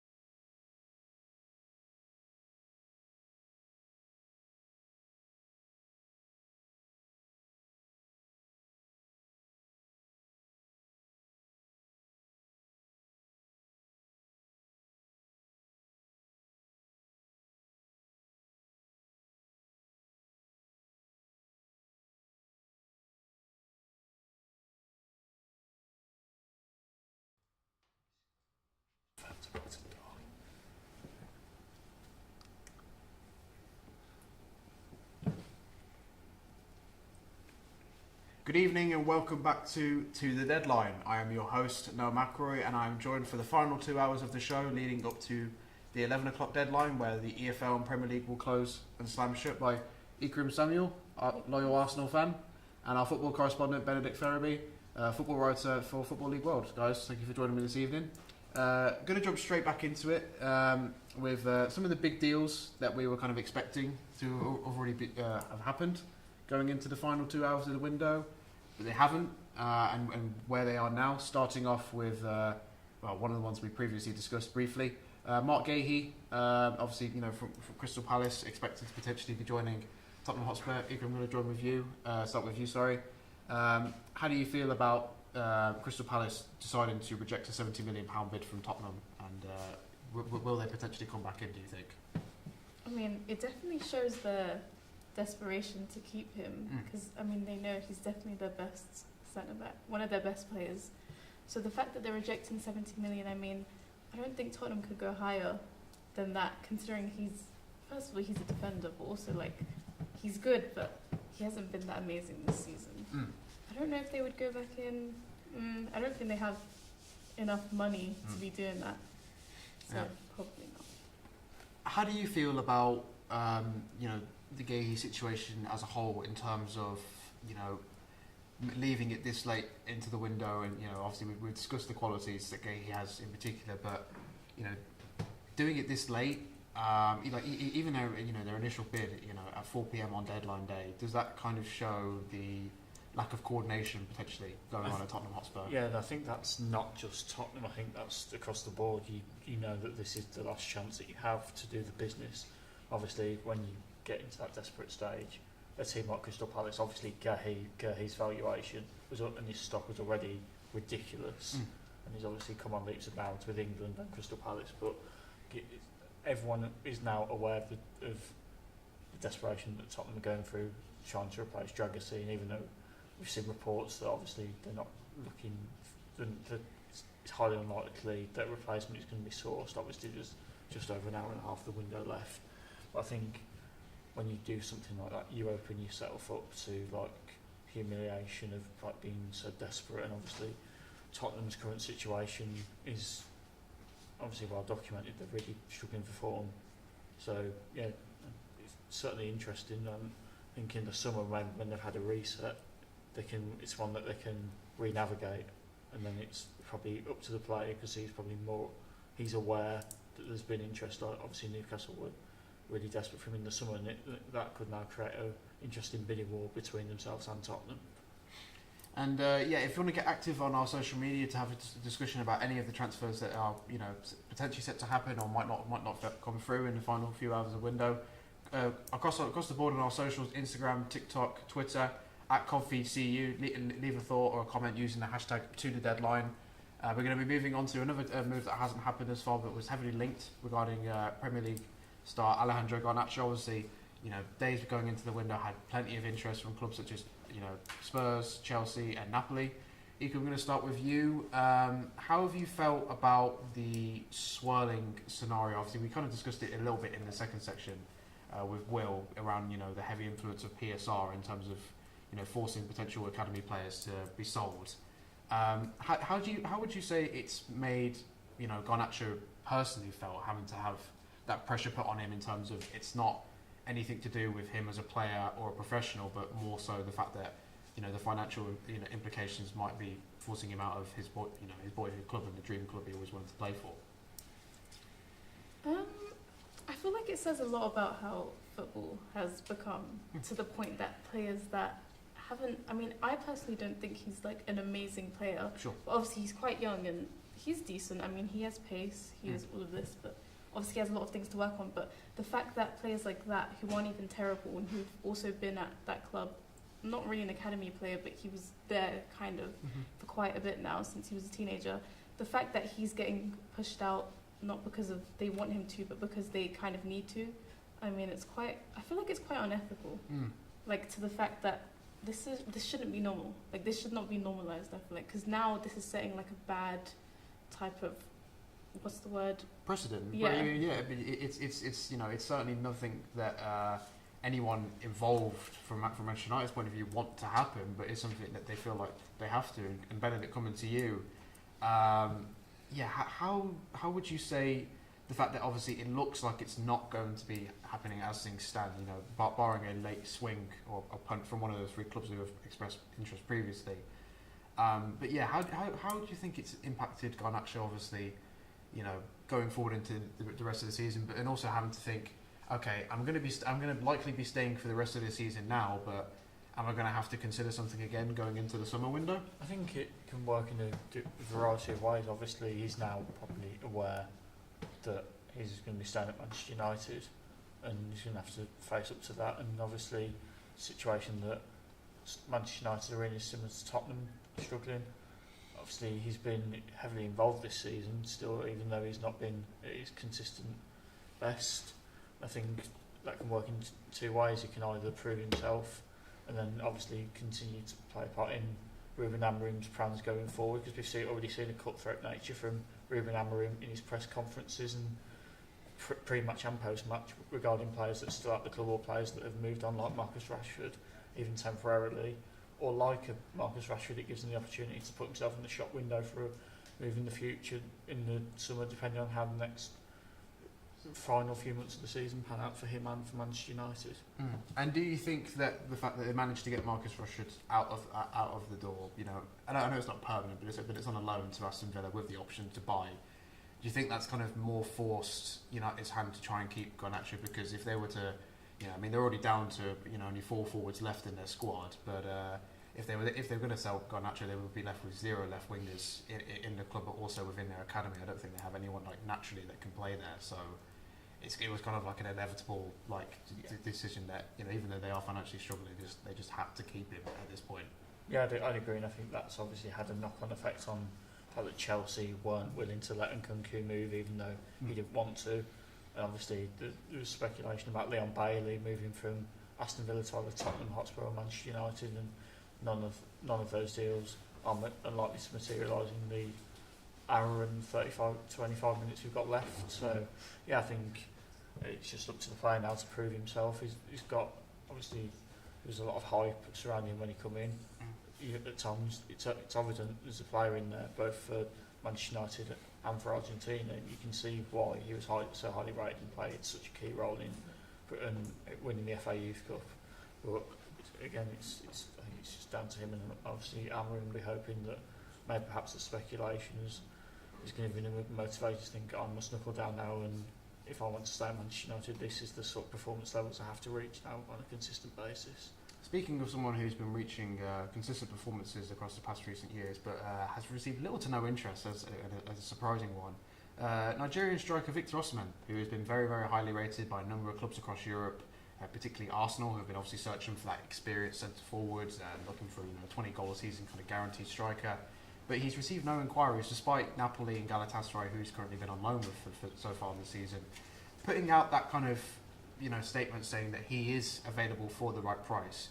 He can, as an Arsenal fan, how would you have felt if Arsenal have went in for? Obviously, they did submit a £60 million bid for Ollie Watkins from Aston Villa, which was quickly turned down last week ahead of their Champions League match against Celtic. They've been swirling around other names such as Alexander Isak and Victor Gyökeres, but none of them were too serious. But Osimhen was a likely target. Never choose to go in for him. How would you feel about that? I feel like it makes sense, to be honest. Like, maybe if we had him, 2 seasons ago, maybe during that 2022-2023 season, I feel like that was, the most realistic time for us to want him. But after that, I think you could see at now 2 of the clubs that he's been at, he's been kind of controversial, I feel like. Like, even I've seen that some fans from these previous clubs have actually complained about him because of he's someone that can be quite, on social media, he'll go on these lives and kind of shade whatever club he's at, go on rants and stuff. And then I feel like if you're going to have that type of personality, which is quite, most people aren't going to like that, you should at least be very consistent with football, with scoring a lot of goals, with all this kind of stuff. I mean, even fans from these clubs are quite disappointed in him. I feel like we wouldn't really want him. I mean, he doesn't have the attitude, and I feel like he's not actually as amazing as people in the past thought he was, a year ago or 2 years ago. Now he's kind of, dwindling down, not really as good. But with Ollie Watkins, it did make sense because, first of all, he's been playing in the Premier League. I mean, Premier League is the hardest league, in my opinion, to play in. So when you can score goals consistently in this league, then, I mean, there's definitely a higher chance that you're going to play well for another Premier League club. I mean, we've seen with him especially that with Ollie Watkins, he scores goals and he assists. He's good at both. So we know that he isn't just going to be a player that's going to get 5 touches in a game and then, kind of, not in a rude way to Haaland, but kind of similar to that. I mean, Haaland scores a lot of goals, so he's good, obviously. But with Osimhen, he's not really that type of player. Sure. And, I just don't think we would want him. Victor Osimhen, Ollie Watkins, 2 experienced centre forwards, different types of profiles. I mean, which one, if any, should Arsenal have been looking at really? I think it's pretty obvious that it was Watkins was the number 1 target, and I think he just is the all-round complete centre forward at this moment in time. He'll run the channels. He's got a coach's instinct as well at times, but the variety of just the skill set he offers, but also the variety of goals that we've seen for Aston Villa have just made him a prime target. Obviously not just for Arsenal, but for many teams. And I think there perhaps might be a tinge of regret in his mind that perhaps he has missed the boat in that regard. But obviously, he's admitted this season's not been his smoothest. He obviously didn't have the most fresh pre-season, not just after his heroics with England in the Euros semi-final, and obviously it was a key part of getting Aston Villa into the Champions League. Obviously, also you've got to consider the project at Aston Villa. Obviously, takes sentiment the way the fact he is an Arsenal fan is irrespective. He obviously got quite a good record against Arsenal as well, so that would be one of the reasons as to why Mikel Arteta is so interested. But I think obviously, so little time in the window left, it's highly unlikely that it's going to happen now, and that could have an impact on his valuation for good or bad in the summer, which makes it easier or harder for Arsenal to secure his services. So, going into the final few hours of the window, Victor Osimhen, Ollie Watkins, potentially looking ahead to the summer. Arsenal fans, what would you like to see happen? Leave us your thoughts on Coffee to You on Twitter, Instagram and TikTok. Going into another deal that had some potential to happen, but has not really seen any kind of potential come through, is another striker. Benjamin Sesko from RB Leipzig was another name that had been mentioned. You know, the 21-year-old Slovenian international was made quite publicly known from Leipzig that he was available for around £60 million. But again, no one seemed to take it a punt. It's kind of interesting though, you know, in a lot of recent times we've kind of seen with top flight football clubs, you know, they've been so desperate for a guaranteed goal machine and, you know, someone to really just be clinical and putting the ball in the back of the net. But when those names have become available in this window, there hasn't been anyone to take a punt. Would you say it's mostly due to the fact that teams are struggling financially and there's a bit more instability of trying to do business, you know, throughout mid-season? I actually do agree with you. Yeah, I would probably say that because I don't know what other reason there could be for that.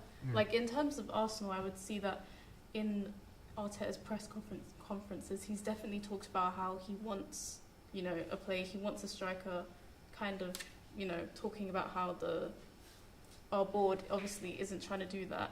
So I feel like the only reason that this could be happening is because of the money angle, I guess. Because I mean, I feel like he would definitely want Sesko, and I know he wanted Watkins, he wanted Isak before, in like 2022, even before he came to the Premier League. He definitely wants a goal scorer. I mean, he bought Havertz, so obviously he wants to play him and try and prove that he's good, but we can see that he's quite inconsistent, you know, which is quite terrible to watch as an Arsenal fan.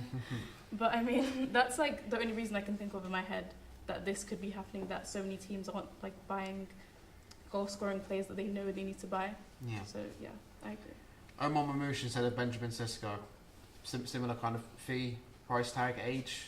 Why do you feel like Man City, for instance, decided to look at the Egyptian forward instead of the Slovenian, would you say? I'm not too sure, to be honest.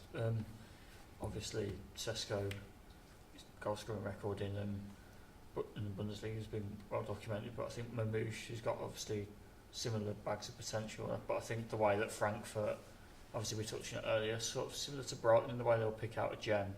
I think perhaps it was maybe like a road shout for Pep Guardiola. And I think a lot of the deals that Manchester City have done this transfer window have been like that in a way. Obviously, Kasarnov, Mamouche, they're obviously well known and well respected in their leagues, but perhaps not known to many in the circuit of the Premier League. So I think it creates quite an interesting story, and they'll hope that eventually he can get them out of this rut that they're currently in. Obviously, it's not been the smoothest season, to say the least, for Manchester City.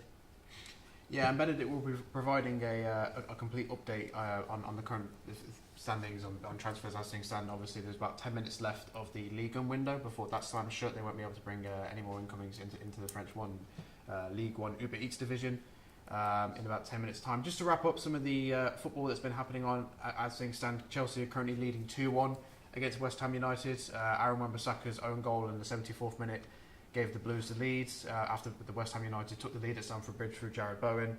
Pedro Neto grabbed one back in the 64th minute, and then obviously Wan-Bissaka with his own goal gave Chelsea back the lead. Elsewhere in the Championship, quite an interesting game between Middlesbrough and Sunderland. It's currently now 2-3.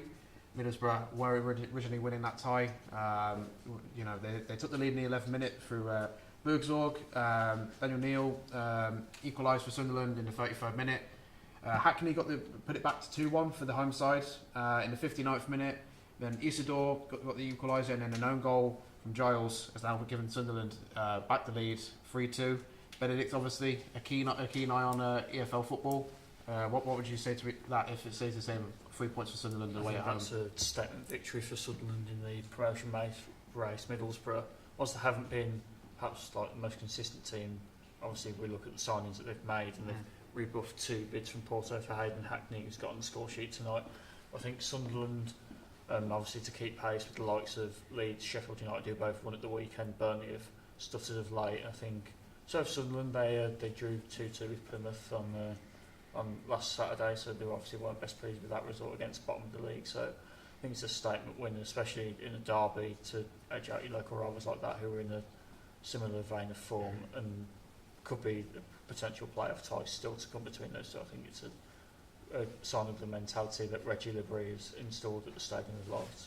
Before we just get into the updates from you on what's going on in terms of the transfers across Europe, regarding this, this result, particularly from a Middlesbrough point of view, do you think that potentially with all of the crazy business that's been going on, throughout today, and in terms of ingoings and outgoings, obviously, Morgan Whittaker coming in recent days, and obviously Kelechi Iheanacho and many more that I can't even think of at this moment in time. But yeah, it's been such a crazy final few hours for them, from Michael Carrick's side.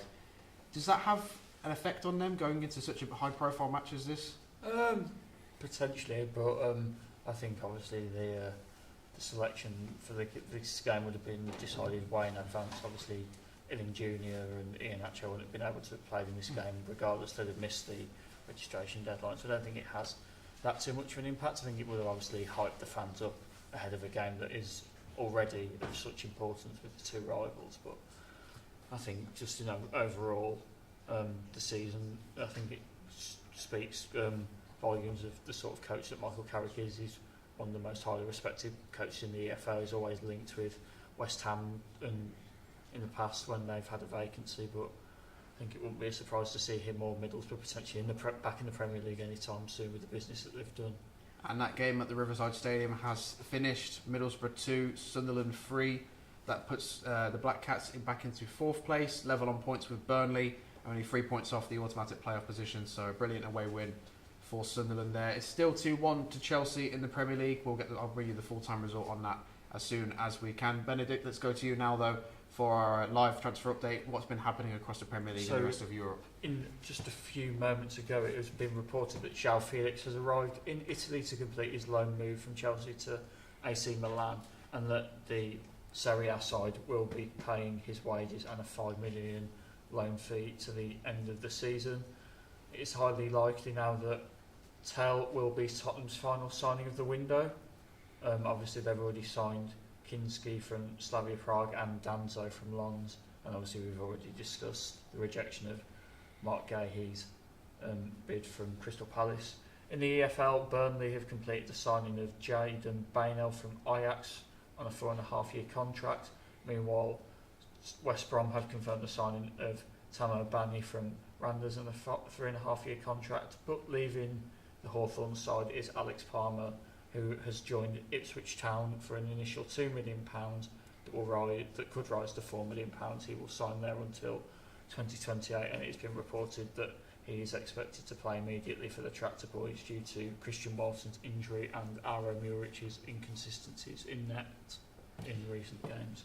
Well, thank you, Benedict. And to get some immediate reaction to some of that news, I'd like to welcome an extra guest to join us for the final hour of the programme.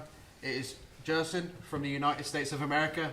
Absolute pleasure to have you on the show here, Jerson. Just to react to some of that news, obviously, João Felix obviously set to have a medical at AC Milan. It's been a massive whirlwind of a career for the Portuguese superstar thus far.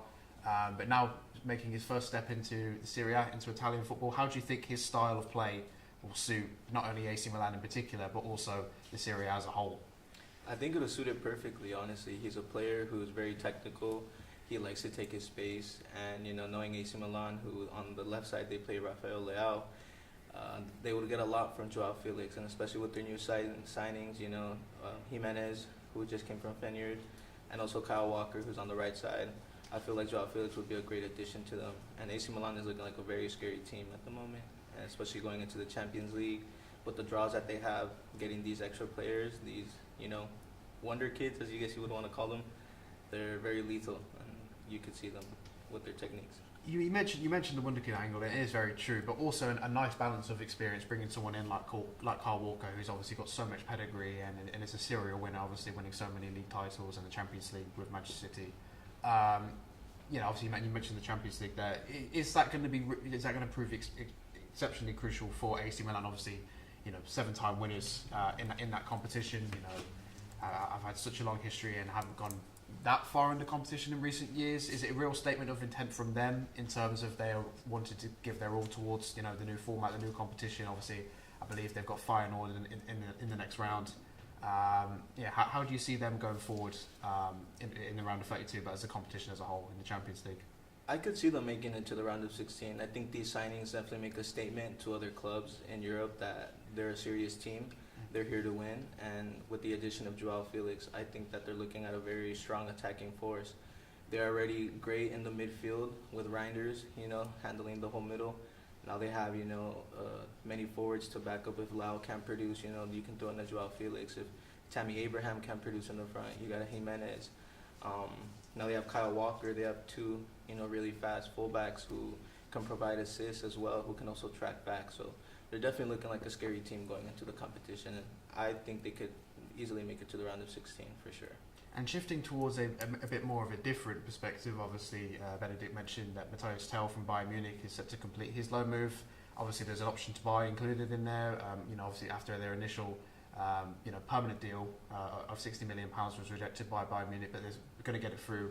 Obviously, completing his medical in London in the next 30 minutes or so. How do you feel shaping up, for Tottenham, who are obviously a struggling side at the minute? They're scoring some goals, but lacking, obviously, critically defensively. Do you think that Tell is the right kind of profile that Tottenham need at this moment in time, or do you think that they should have actually looked elsewhere and in terms of different positions and a different profile? I think Tell was a good signing. I think they should have definitely signed more players. Regarding Tottenham, they're one of the clubs that have the most expensive stadiums. Ticket prices to go on there are really high. So I think they should have done more efforts to sign defensive players, especially I think one of their center backs just got injured. Yes. So they really need help in the defense right now. But I think signing Tell is a statement that they do want to push forward. They do want to, get those goals going. And I think personally that he's going to flourish there. I think the style that he plays, and the striker and on the right side, I think he's going to be crucial for the team in order to get those goals in the net.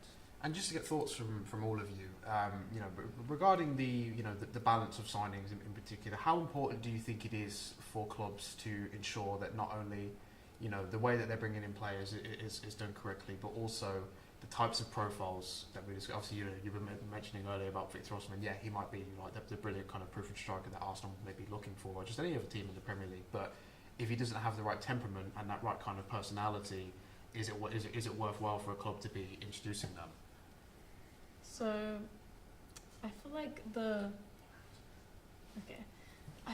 that's actually the most important thing, basically, because in terms of Arsenal, the fact that they put in around 60 million bid for Ollie Watkins, I do believe half of that is also because of not only the fact that he's a goal scoring striker, but also because he can create goals too. I've seen that with Arsenal, we like players that we feel like we can create goals a lot. With Havertz, even though he can be quite, inconsistent, he does create goals sometimes, when he's at his best or whatever. So I do believe that's the most important thing for Arsenal and for other teams too. Yeah. If you want your team to do well, you can have a lot of good players in a team, but at the end of the day, if they don't mesh well together, then nothing is going to come out of it. Some things could, in terms of they could score a lot of goals still, but you can see with a lot of teams in the past that if you can have a lot of good players in a pitch, but if they're not doing anything together, if they're not meshing well together, nothing is going to happen. Yeah, and just to say that obviously it is now hit the 10 o'clock mark, so we are moving into the final hour of the transfer window. Only less than an hour left now for both the Premier League and EFL clubs to complete all of their business, get all the deal sheets done, complete all of the medicals before the transfer window slams shut for the winter 2025 window. Obviously, there's plenty of business left to be done. Obviously we mentioned Matthias Tell to Tottenham. It's still looking likely. Axel Disasi looking like he's going to be done, but they still need to get all of that processed before 11 p.m. How crucial do you think it is in this time? Obviously, you know, there's such a small window left for teams to complete deals, that they are much more focused on ensuring that the family and the well-being of the player is ensured in such a high-profile and stressful situation. Because I feel like sometimes, as football fans, when we look at these scenarios, we purely just like to focus on the drama and the sensationalism of the deadline day and all. You know, this move might happen, it might fall through, and this, that, and the other. But from a player's perspective, how damaging can it be when, you know, moves like big moves for, you know, like career-defining moves can sometimes just fall through at the last minute like that in such high-profile situations on days like this. Yeah, but I think that's not necessarily just on deadline day. I think that's just the window as a whole. And I think that's something that obviously the clubs will have their own welfare department. The player will have their agent. Obviously, it's sometimes like we saw with the Fulham midfielder, his name bypasses me, but Yes, when he was with Bayern Munich, and that obviously João Palhinha had a massive impact on him. Obviously, he's left Fulham now, but you could tell at the time that impacted his performances, and it's the same with some other players. And I just think at times we do forget that this is a long and drawn-out process. That is, as Ben Watson was alluding to earlier when we spoke to him, he'd been involved in a transfer where he was set to join Middlesbrough, but on the last minute he ended up moving to Wigan. Obviously what he achieved at Wigan, scoring the winner in the FA Cup final, didn't turn out badly, but that gives you an insight into the fact that it's not as straightforward as us on the outside imagine. How complicated do you think, Justin, that you know, particularly when obviously we were discussing, for instance, you know, João Felix moving to AC Milan, you know, obviously it's two clubs dealing with different time zones and obviously, you know, different kind of deal sheets and languages and things like that. How important do you think it is for those clubs to ensure that the communication is fulfilled at the absolute, you know, best it possibly can be? Because, you know, communication, for instance, is, you know, can easily break down in these key moments, and that can and obviously that can cost time, and therefore can, you know, allow a move to collapse. Yeah, no, definitely. I think communicating with these players, you know, adjusting to the lifestyle, adjusting to the culture, to these new cities is very important. You could see it in recently with Manchester City signing that new right back. I forgot what his name is. Kusanov. Yeah, he played his first game for Chelsea, and you know, they came out to say that there was miscommunication between Akanji and him in the back line, which led to him, you know, his first yellow card and the first mistake that he made. So I think definitely for these new players, when they make moves, especially to different cities, it's important to try to adjust them, as you know, especially during the winter transfer window. It's important to adjust them to these new cultures and, you know, the new play style, the new coaches. Like AC Milan has this new coach who has won them a title already. You have other teams, like for example, you have Marcus Rashford, who's going on loan to Aston Villa, where his previous coach Almiron was, you know, speaking about his work ethic. So this new, you know, coach that he's going under, it's really important for him to show, you know, to prove that wrong, to prove those statements wrong. And yeah, when players move to new clubs, it's important to try to adjust them as, you know, as fast as possible and to their measure as well. And how you know, would you say, just thinking of any kind of examples throughout transfer window history, how impactful it has been on players moving late for good or for bad? You know, we've seen the likes of Mesut Ozil, who obviously, you know, had that massive impact back in 2014, almost 11 years ago. In January, kind of making that last-minute move to the Emirates from Real Madrid, in a stunning £35 million move, and then, you know, immediately carrying that momentum forward into what was quite a pretty good tenure at Arsenal Football Club. You know, some will say it kind of ended poorly, but I mean, Ikram, you know, I imagine, you know, you can remember the day when it broke, and you know, everything that he was able to add forward to the club. Do you think sometimes that can happen on a deadline day? That, you know, the whole drama and the kind of excitement of that transfer coming in such an unexpected manner can actually boost a player and allow them to have even like an immediate impact with the fan base. Yeah, to be honest, if the fans are very happy about a player, and the fact that, I mean, I think it was easier with Ozil because he literally came from Real Madrid. So, I mean, automatically, especially at that time, having Real Madrid players, that's a big flex. Like, everyone wants that. So we all knew, obviously, he was amazing. We wanted him. So I feel like it generally depends on the club that you're coming from, and also the player that people have seen at that previous club. With Ozil, obviously, everyone knew he was very good, so the fans are going to be excited, meaning the player's going to definitely have more confidence.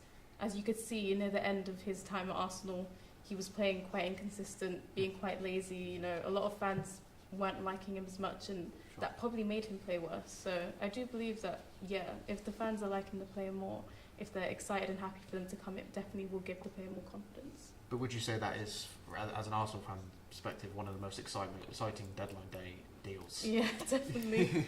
Like, even that video I've seen, like, where I think it was on, I don't know what page it was on, but when obviously all the fans started screaming into the mic. Yeah, I believe it was Sky Sports' coverage at the time. Yeah. Outside of the Emirates, but yeah, it was. I can imagine.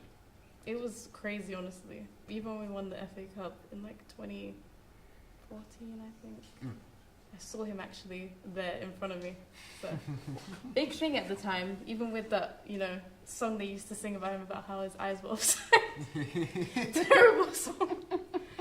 Anyways. Well, it's interesting you bring up the 2014 FA Cup final because we have a fan of the losing team that year in the form of Benedict and Hull City who had to endure that. But Benedict, obviously we'll come to you from a new update on all the business that's coming in as we speak. But yeah, in terms of being a Hull City fan, has there been any dramatic moves in and out of the club in recent years on a deadline day that have been memorable for good or bad? The most memorable for a very bad reason was when we sold Bowen and Grzycki in the same window.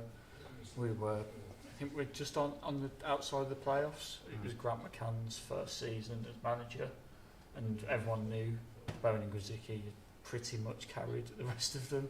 I mean, some of them obviously still had good ability, reasonable ability at championship level. Kind of were reluctant to, we're reluctant to accept they were both way too good for us. And obviously Bowen has left for 20 million to West Ham, and he's just made ridiculous strides. We knew he was good. I don't think anyone envisaged he would be this good and break into the England team so many times and represent us at the Euros. And Grzycki was just more the fact that we sold them both at the same time and left ourselves with a replacement of Marcus Maddison and James Scott from Exeter City. Not from Exeter, from Motherwell. He's left us to go to Exeter, rather. But that started the implosion to a League One. I think we won one game for the rest of the season and came rock bottom. And yeah, but the transfers windows since Adjun Ilicella has bought the club have been very mixed, to say the least. I think we've now signed 62 players in his 3 years worth of transfer windows, which is quite unsustainable, but quite exciting at the same time. I mean, some of the players that we've had to watch at the KC Stadium have been ridiculous, like Fabio Carvalho, for example, Liam Delap, who now flourishing in the Premier League. But at the same time, it's like this isn't sustainable. But I think under Ruben Sayers, this transfer window for us has been a relative success and been probably one of the strongest in the Championship. Justin, any memorable deadline day moves for your club or just any other clubs in general that you can remember? I remember, I don't know if it was a deadline day transfer, but I remember the move where Chelsea gave like Alexis Sanchez. I mean, not Chelsea, sorry, Arsenal moved Alexis Sanchez to Man United, and a lot of people thought, like this player was going to be amazing or he was going to be good, and ended up not working out in his favor, causing him to like move to a different league, which is the Serie A after that, I think it goes to show that it just depends on the confidence of the player and what the club intends to do, is it a move by the club or is it a move by the coach, that they want these type of players. You also have like Barcelona, you guys spoke on earlier when they signed Coutinho, and that was a big fee for that type of player, and he didn't fit the system that Barcelona was currently playing at that time, which didn't benefit him, and it also didn't benefit the team. So I think it's a huge impact these deadline days.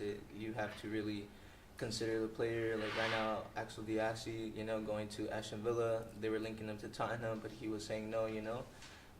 I think it's important to recognize that these players also have a say in their moves, and it definitely does play a hand in the team and what's to come in the future when they are there. Yeah, one of the things you kind of mentioned, the Alexis Sanchez deal in particular. I mean, as Manchester United fan myself, I can remember feeling on top of the world when we brought him from Arsenal, and then only less than 6 months later, sitting there thinking, how has it come to this kind of scenario? But I think it's one of those things that clubs can sometimes get sucked into the hype and just the excitement of just wanting to just buy a player, just to create that buzz and get that excitement, whether it's on deadline day or just around the transfer window in general. It's become such a phenomenon now. It's bigger than just getting a player in to bolster your squad. It's bringing a player in to kind of change the excitement and the whole kind of atmosphere around the football club in terms of how they go into either the start of the season or into the business end of the season.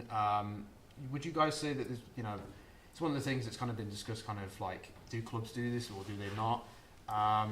Do clubs ever purchase players, just to kind of spite others? Because I mean, the Alexis Sanchez one in particular, many argue that Manchester United purely did that just to stop Pep Guardiola and Manchester City signing him and bolstering their chances of winning the Premier League title that season. Ikram, starting with you. I don't know. The idea of a club doing that just was terrible to me. Yeah, of course. Like, I'm like, what? Like, with Alexis Sanchez's thing, obviously, I mean, he was my favourite player at the time, so I was devastated, not gonna lie. But, I mean, he hated it, so I can like him again, just based off of that. But I don't know, like, I do think maybe Chelsea seem like the type of club to just the actions that they've made in the past few seasons, the players that they bought, especially in their first season where they came, like, I think 10th or 11th. They were they were buying so many players, obviously, like, spent like 1 billion. Most of them weren't playing well at all. Okay, they're a bit better now, but it feels like just because they know they have unlimited money and they're giving them these like 10-year contracts because they know that's the only way they can do it for some reason. It feels like based off of that, they definitely seem like the type of club to just not really be thinking about like their system and just buying players based off of hype they've seen on Twitter. As you can see from, I don't actually remember, but I think their owner was like on Twitter and he was like liking tweets or whatever about specific players. At the time, Todd Bowley was renowned for jumping into Twitter or X Spaces and actually listening to fan suggestions on.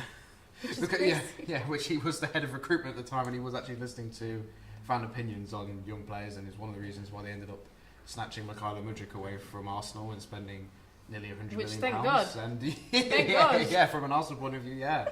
But Benedict, just to come from you quickly, just before we get into the correspondent update, is there anything from you as a Hull City or EFL fan that you've seen where clubs have kind of gone in for a player not so much because they think he is the perfect profile, they think that the character and the personality will gel well with the rest of the teammates, but the fact that they just think it's a big name and they'll bring kind of commercial revenue, or it's to kind of stop him going to another direct rival in the Championship or League One?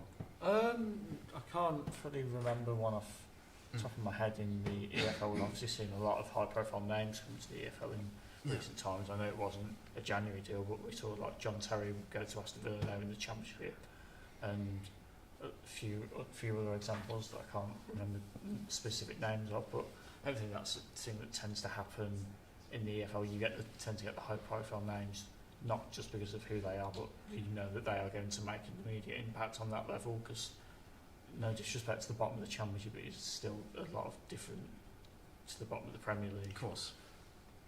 Yeah, Justin? Any players, I feel like, not in the Premier League specifically, I can't name to the top of my head that they bought, clubs have bought for in spite of another club, but a transfer that I remember seeing where I was like, okay, like this club bought this player, like his profile, not much for his skill or anything like that, but like for example for sales, like shirt sales. I remember from Manchester United, Javier Hernandez, Chicharito, he went from a World Cup, he signed for Real Madrid I believe in the summer, and their sales went up. Another one that I can think of off the top of my head is when there was that whole saga with Cristiano Ronaldo going to Manchester City, and Man United didn't want that to happen. They had their ex-players trying to contact him, and they ended up getting him to go to Manchester United. Like, you think about that. And there's a lot of Man United in this. Yeah. There's a lot of Man United business getting involved with this. Yeah. No, you're right. So, like, you could just see it with that. And you mentioned earlier the Mikhailo Mudryk. I think that's one of the most recent ones. Arsenal were looking for a left wing, to bring in. They spotted this, guy from Shakhtar, and they wanted to sign him, and Chelsea swooped in. And, maybe it hasn't worked in the best of their favor, and maybe Arsenal dodged the bullet, but like, you just see sometimes clubs do make those moves just in spite of the other club, and that always has to be looked out for. So Benedict, obviously we've got less than 45 minutes now until the window slams shut for the Premier League and EFL clubs. Can you tell us any updates on deals that have been ongoing? Have any concluded, wrapped up? we obviously spoke about Willian Yes. and potential return to Fulham.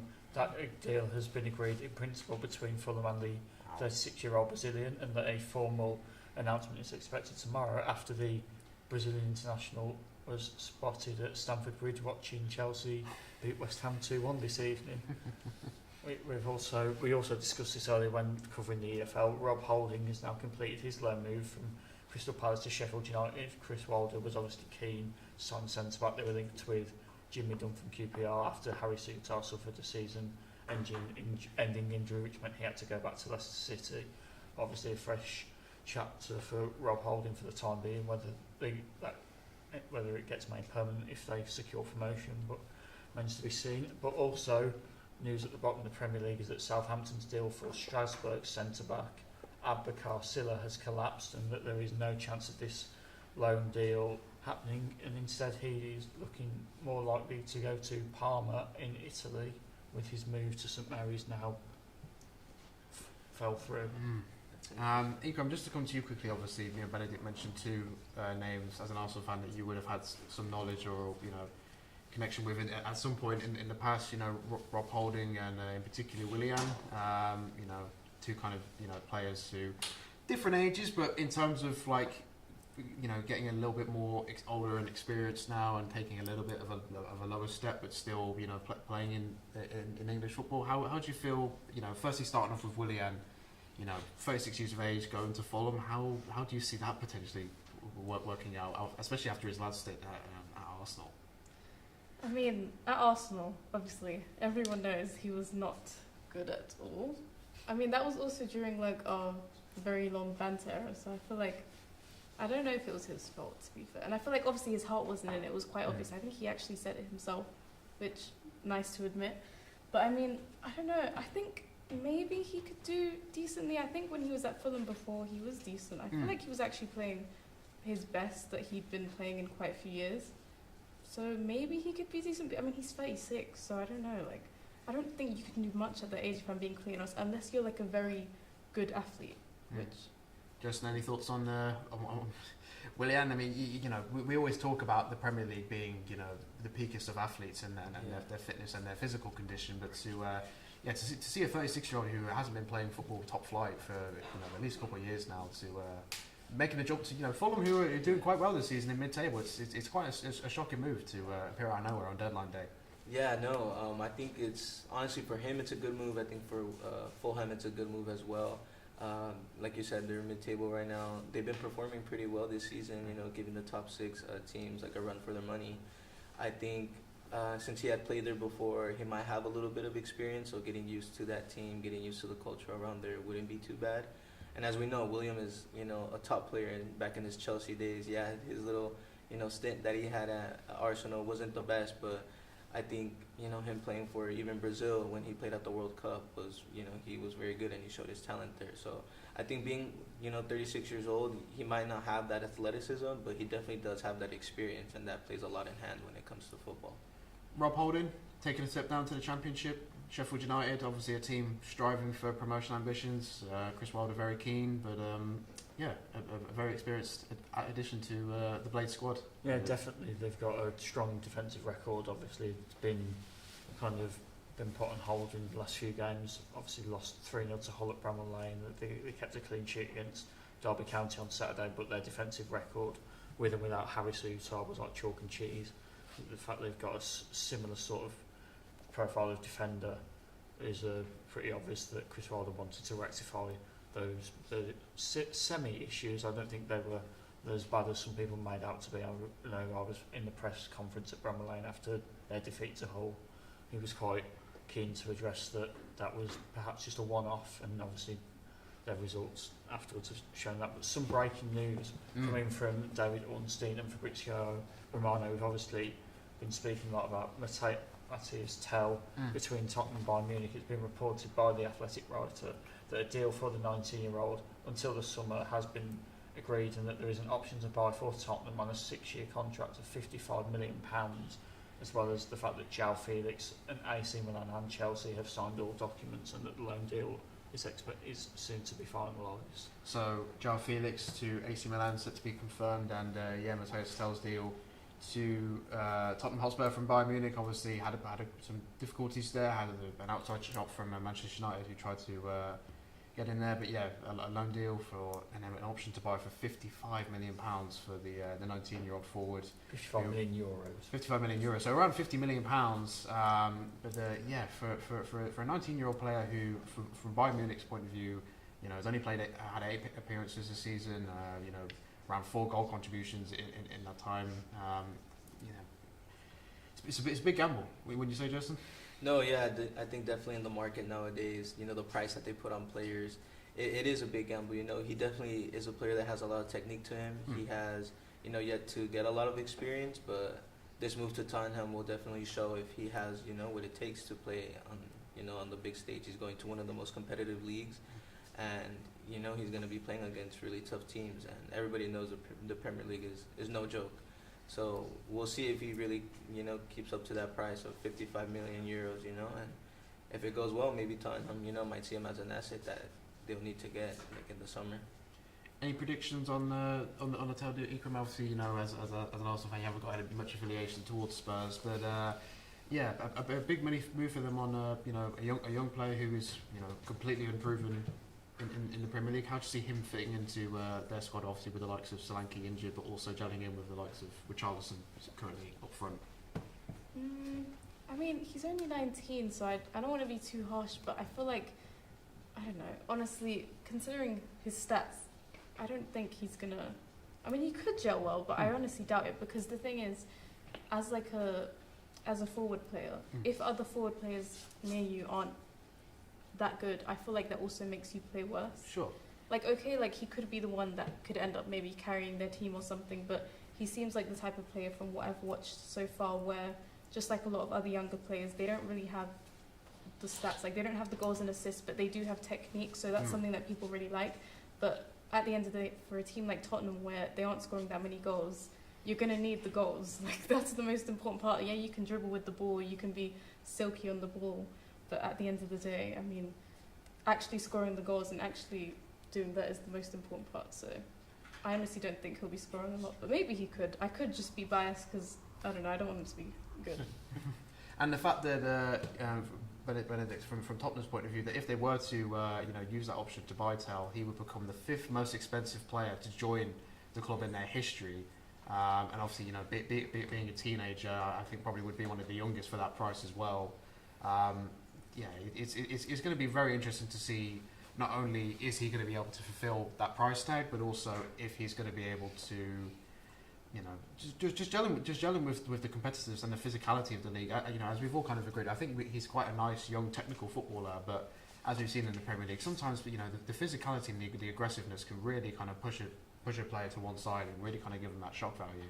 When you say, yeah, obviously we've alluded to it before, but before when we were discussing the potential structure of the deal, when it was being reported earlier that was the main complication.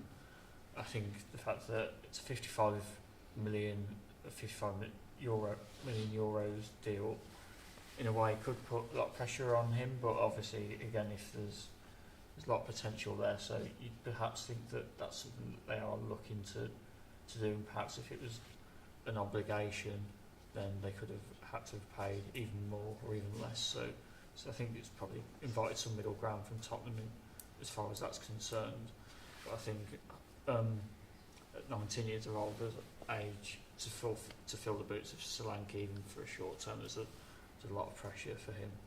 Yeah, and obviously we mentioned, you know, the current, you know, setup of Tottenham, obviously, you know, down, you know, not so much in a relegation fight, but slipping towards those positions, Justin.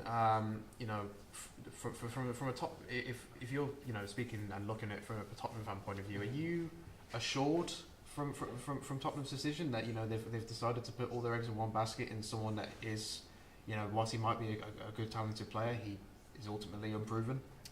I think from a fan's perspective, it's not really what you want to see. It's not really what you want to expect, especially in this transfer window. You know, like we mentioned earlier, they are, you know, known to have a lot of injuries in their defense, you know, and that is something that I feel like maybe they needed more reinforcement in rather than their forward line. But I think at the end of the day, a forward could help him, bang more goals, and I think that's what they are essentially looking for. Because like you said, they're around the mid-table right now, not looking so best. A lot of people are questioning the coach, and they're questioning if his system works. Obviously, Solanke out injured plays a big toll on the team. So I think bringing in this 19-year-old isn't what they wanted, but I think in the long run, maybe it can be helpful to them, and maybe it can become like a light at the end of the tunnel.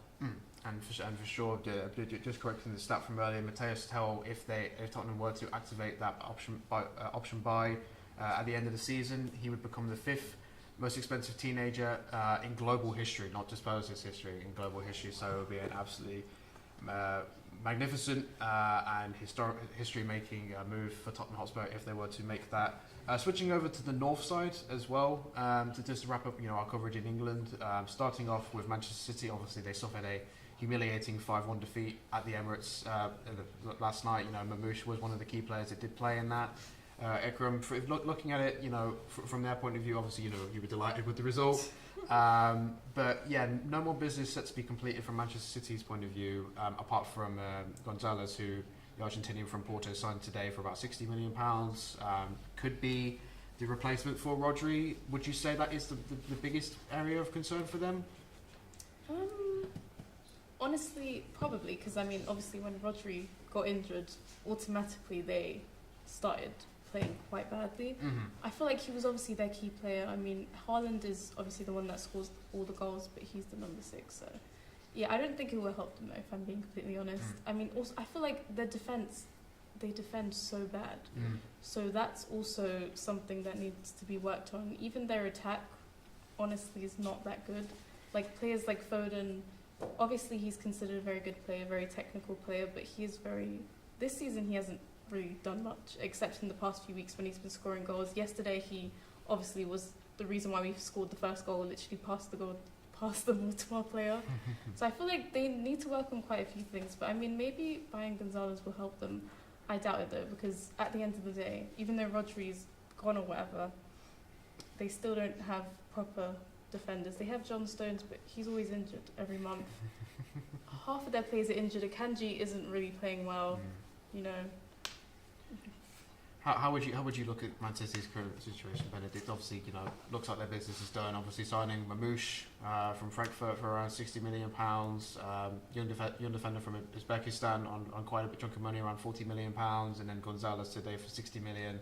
We're looking around £150 million spent in the January transfer window, and obviously, Gonzalez hasn't come into the fold yet. But, the two others we've seen them play against Chelsea and Arsenal in the past couple of weeks, and no real signs of improvement from the Premier League champions. No, but I think the recruitment perhaps gives an indication that this current cycle of Manchester City players is coming to its conclusion. Obviously, there's a lot of potential in there with Kasanov, Savino is already there, Mamouche, and some of the others who are looking to sign. Obviously, Gonzalez hasn't been officially announced, but it's looking that way. Yes. So I think it's just a potential change of the guard at the Etihad. Whether that obviously happens with Pep Guardiola in charge, obviously he seems to be feeling a lot of heat this season. His like long-term future at Manchester City has been come under speculation for quite some time. So I just think it hints that potential like change in their philosophy in the future. But I think the fact that they have decided to do this in January will perhaps give the players that they've signed, obviously none of them have ever played in the Premier League before, gives them somewhat of an edge going into the next season, even though their current predicament is one of struggle and inconsistency. And obviously they've got the Champions League to focus on against Real Madrid soon. Yep, and when less than 30 minutes to go until the deadline day for England, including Premier League and EFL clubs, slams to a shut. Benedict, if we can go back to you quickly, has there been any further updates on any deals that are currently in the works or set to be concluded? Yes, Willian has a deal that's come to prominence in the last hour or so. It's been confirmed that he's due for a full medical on Tuesday. Obviously, he's a free agent after his contract at Olympiacos was terminated, so no need for Fulham to have to file in the deal sheet or worry about a fax machine breaking down, as we've seen on so many times. It's also been recently, obviously Birmingham City were one of the stories of the summer transfer window in the EFL. They broke League One and club spending records for as a whole, as well as the signing of Jay Sansfield from Fulham. They've completed the signing of Myung Jae Lee from South Korea, who will now boost their options at left back. They've got Alex Cochrane, who has been an impressive performer there at left back this season. He signed from Hearts in the summer. Lee Buchanan is another solid option for Blues. When fit, he has struggled with injuries, and he suffered a season-ending injury at the end of December. And I think left back was one area that Chris Davis really wanted to bolster. He's now done that, and a potential outgoing from St Andrews at Knighthead Park is Ramel Donovan, his situation is one of intrigue as well. He was one player that Wayne Rooney really loved in the second city during his time there. He got quite a lot of attention after breaking through the youth team at Birmingham City, and then got handed a fair few starts and substitute appearances. This season, he was on loan at Burton Albion, didn't really work out for him. Burton are struggling the wrong end of League One compared to Birmingham, who are looking like they're perhaps certainties for promotion. Now they've opened up a 4-point gap between themselves and Wycombe Wanderers. But it's been reported by Sky Sports that Brentford, who were previously linked with Donovan, have made an interesting bid of a loan deal with an option to buy. So even though he may not feature in the Premier League, it's clearly a player that they've kept tabs on for quite some time. But Birmingham looking to bolster their squad. They are currently sitting at the top of League One table on 63 points with 2 games in hand over Wycombe Wanderers. Obviously strengthening in left back and pretty much trying to lock down that first place spot to get them back into the Championship, and obviously to progress under the new ownership scheme with the likes of Tom Brady over there, Jensen, who I'm sure you'll be familiar with. How have you seen just in general the development of not only Birmingham City but Wrexham with their their American owners, and kind of trying to really take a famous, well-known team in the lower leagues of English football and kind of bring them and modernise them, and kind of develop them through the ranks. Obviously, the Welcome to Wrexham, series, and being co-owned by Ryan Reynolds and other famous Hollywood stars. How, as from an American perspective, have you kind of found that being a fan of football as well? I find it very inspiring because, coming from the United States where, football, or how they call it over there, soccer, isn't very seen as much, not being the top sport. In the recent years, you have seen more popularity in it because of, seeing famous people like Ryan Reynolds who are taking over Wrexham. You have LeBron James who's invested into Liverpool, and you have players like, Kobe Bryant, who was a big fan of Barcelona and AC Milan. So seeing that spark in football over there in the United States is very good to see, and I hope that it keeps growing, with the likes of, now that Messi has gone to Inter Miami, he's brought more attention, more crowds to the games. They're hosting, I believe, the FIFA Club World Cup this summer, and then the next year the World Cup. So I hope that finally football or soccer could get its recognition over there in the United States, because obviously all over the world it's recognized and it's loved. I was about to say, I think as well, there is a stereotype among certain British football fans that American owners sometimes come in to try and sanitise the product, whereas I think the ownership models at both Wrexham and Birmingham City have made it an immediate focus to connect and resonate with their local communities. Wrexham have obviously perhaps not got the same financial flexibility as Tom Wagner and Tom Brady at Birmingham City, but I've always noticed that they're always communicating with the fans. They're always often seen in Wrexham and Birmingham on match days, and obviously Wrexham today, it's been unveiled that they have new plans for a new stand that are set to be approved, and Birmingham City are wanting to build a 62,000 seat stadium in the next 5 years, which is obviously ambitious. I'm sure it'd be sad for them to leave St Andrews, but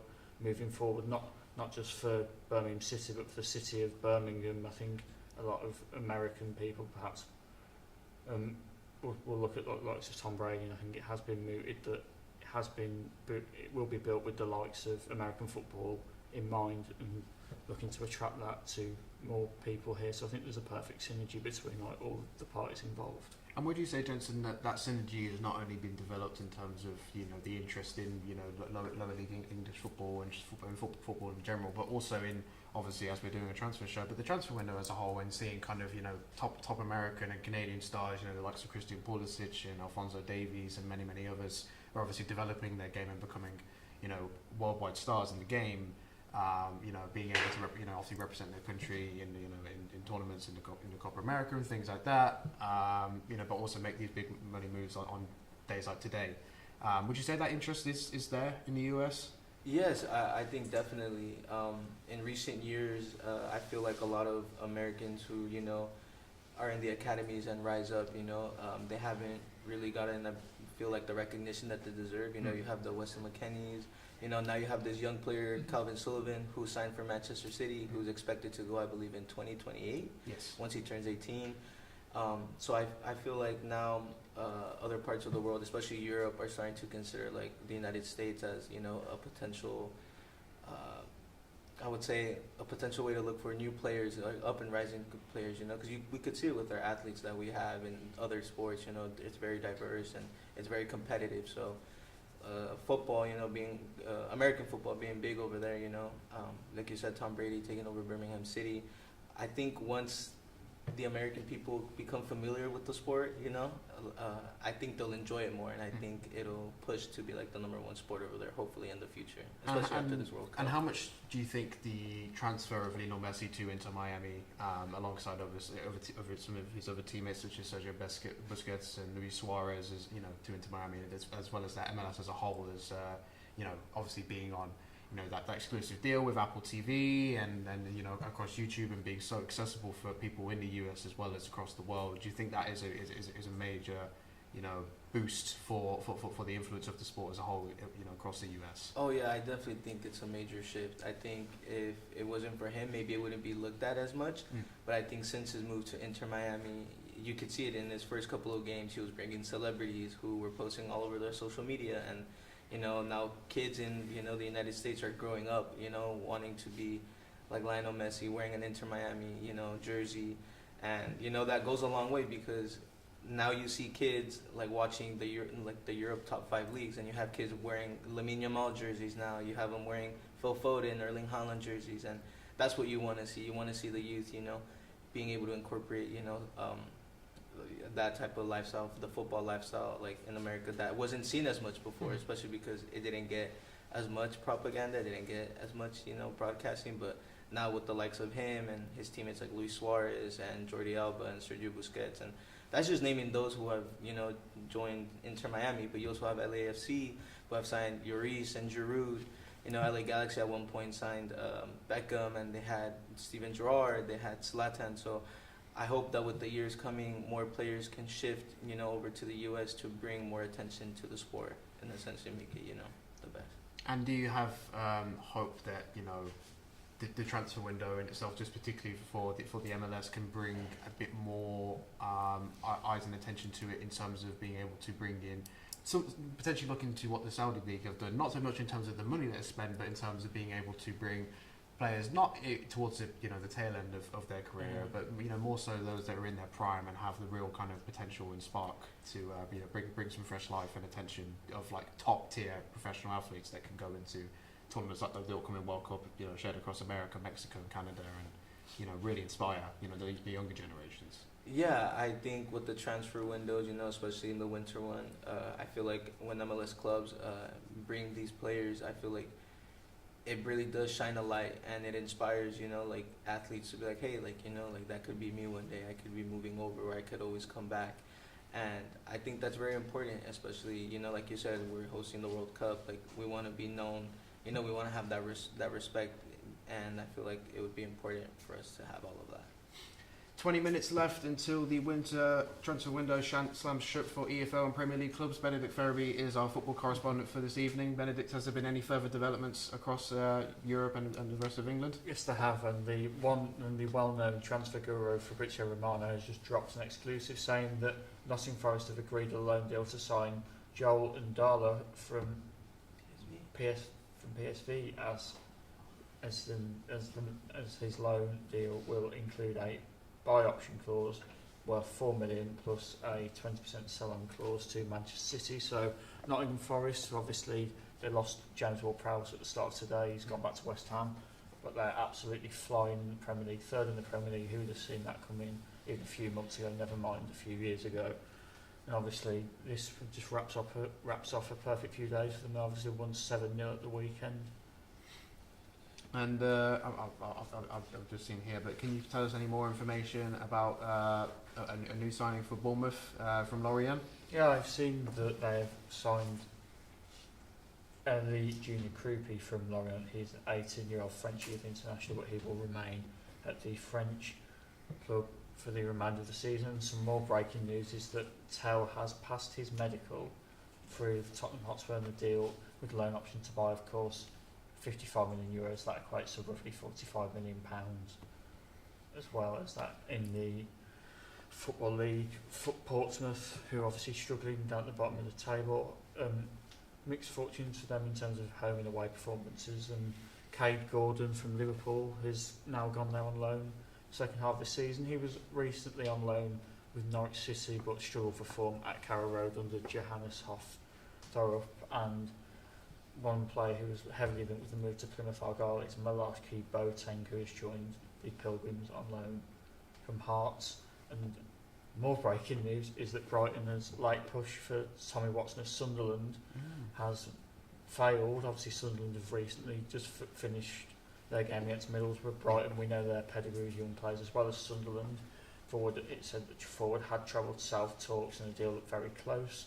Whilst the game between Sunderland and their local rivals Middlesbrough was taking place, but Watson will stay on Wearside until the summer, even though there was reports of a £13 million deal, and at one point there was the possibility that they were looking at including Simon Adingra on loan as part of the swap deal, but neither of those scenarios will be panning out as we just head into the final 15 minutes. Yeah, and there'll be one thing I wanted to touch on going into the final 10-15 minutes. The possibility of teams like Brighton and whatnot potentially needing to utilise the deal sheet. Obviously, that was briefly discussed in our interview earlier with Ben Watson, obviously an agent who's experienced, with all of the kind of ins and outs of late deals going on in the window. But particularly with the two deals that you mentioned for Nottingham Forest and Bournemouth, obviously two fairly smaller clubs in terms of the stature of the Premier League, but have done absolutely exceptionally this season. Ekram, making a push to sign even more young talent, and going for a real push of trying to get into those European places. How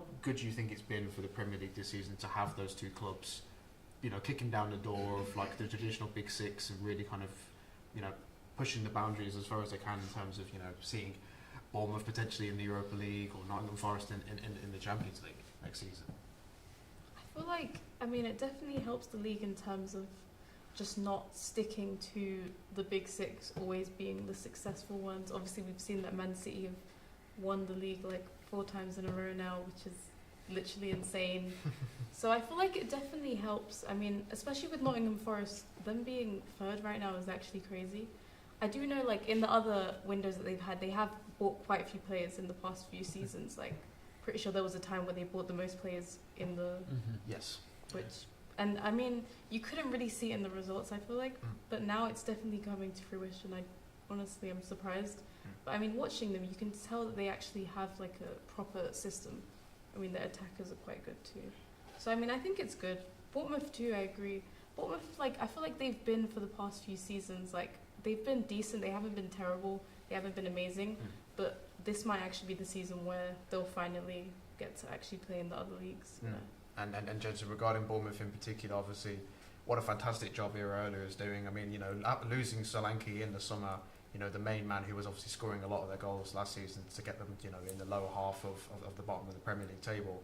But to lose him and to continue to press on, with such a young coach and so many more young and unsung hero type of players, but to just keep picking up these results. And I know they lost at the weekend to Liverpool, 2-0, but to win against Forest 5-0 and to beat Manchester United early in the season 3-0, beat Manchester City and Arsenal, to have no fear factor whatsoever going into these games.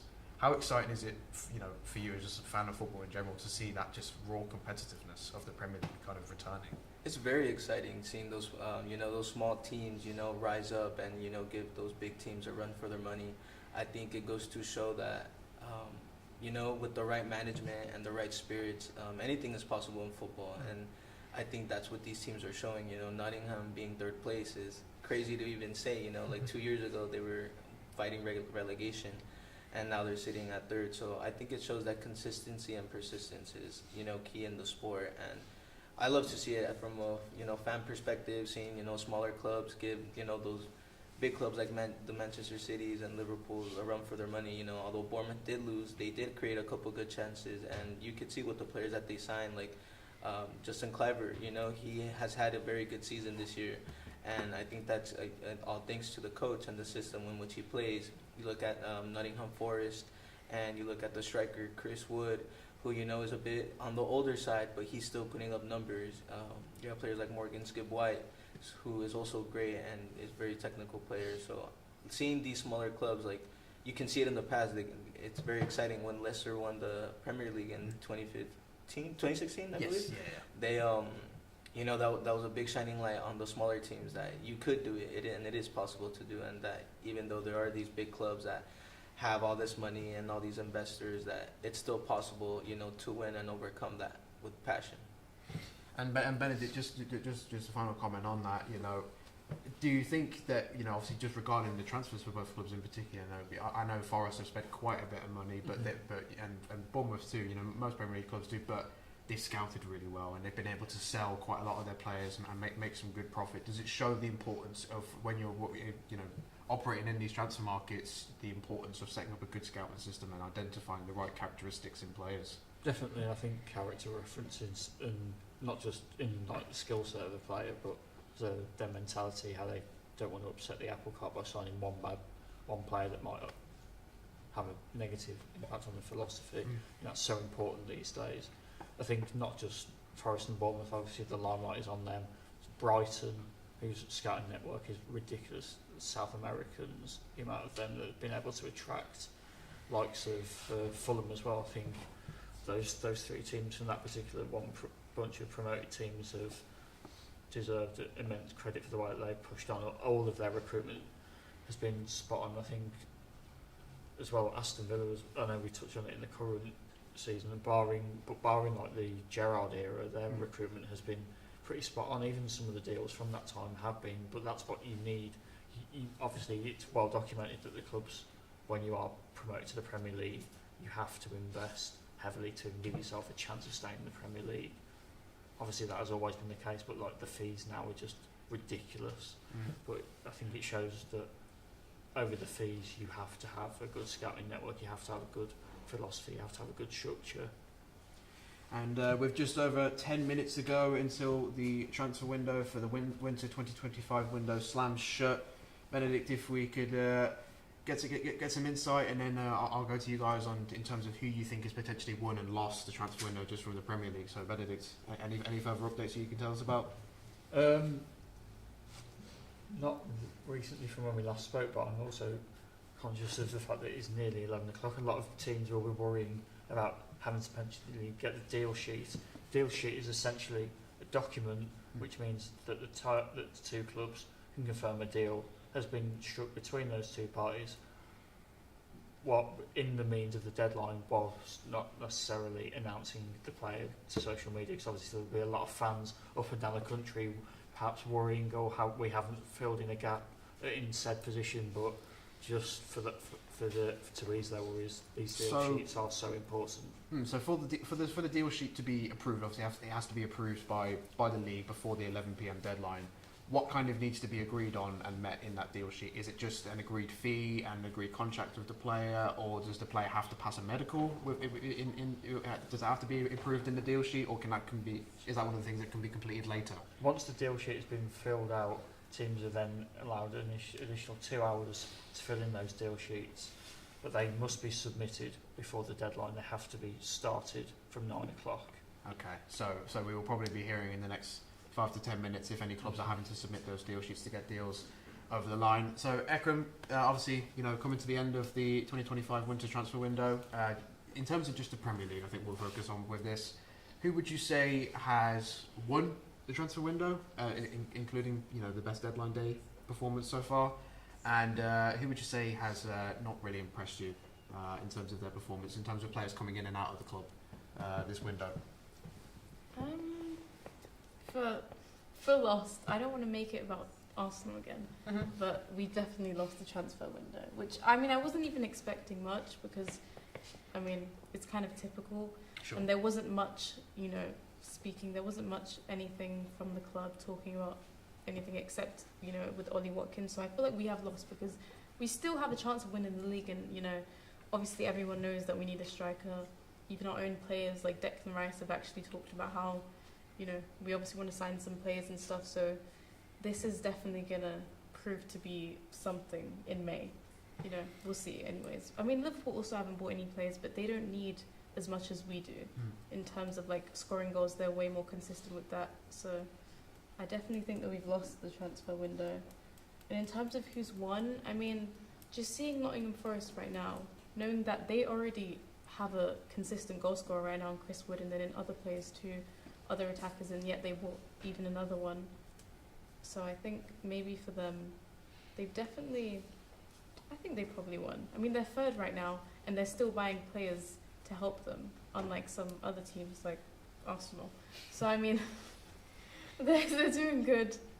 I feel like this doesn't have a correlation with what you said, but this also correlates to the fact that, like, with Arsenal, you see that Arteta is like, him as a manager, he has quite a big say in our transfers, which I feel like that's not really normal compared to other clubs. Like, the way our transfers work, whichever player he likes, they try to buy, as we've seen with Havertz and Marino and these players who haven't been that good for us. And you can see with Nottingham Forest that they actually have a good system going with what players they're buying, and it seems to be working very well.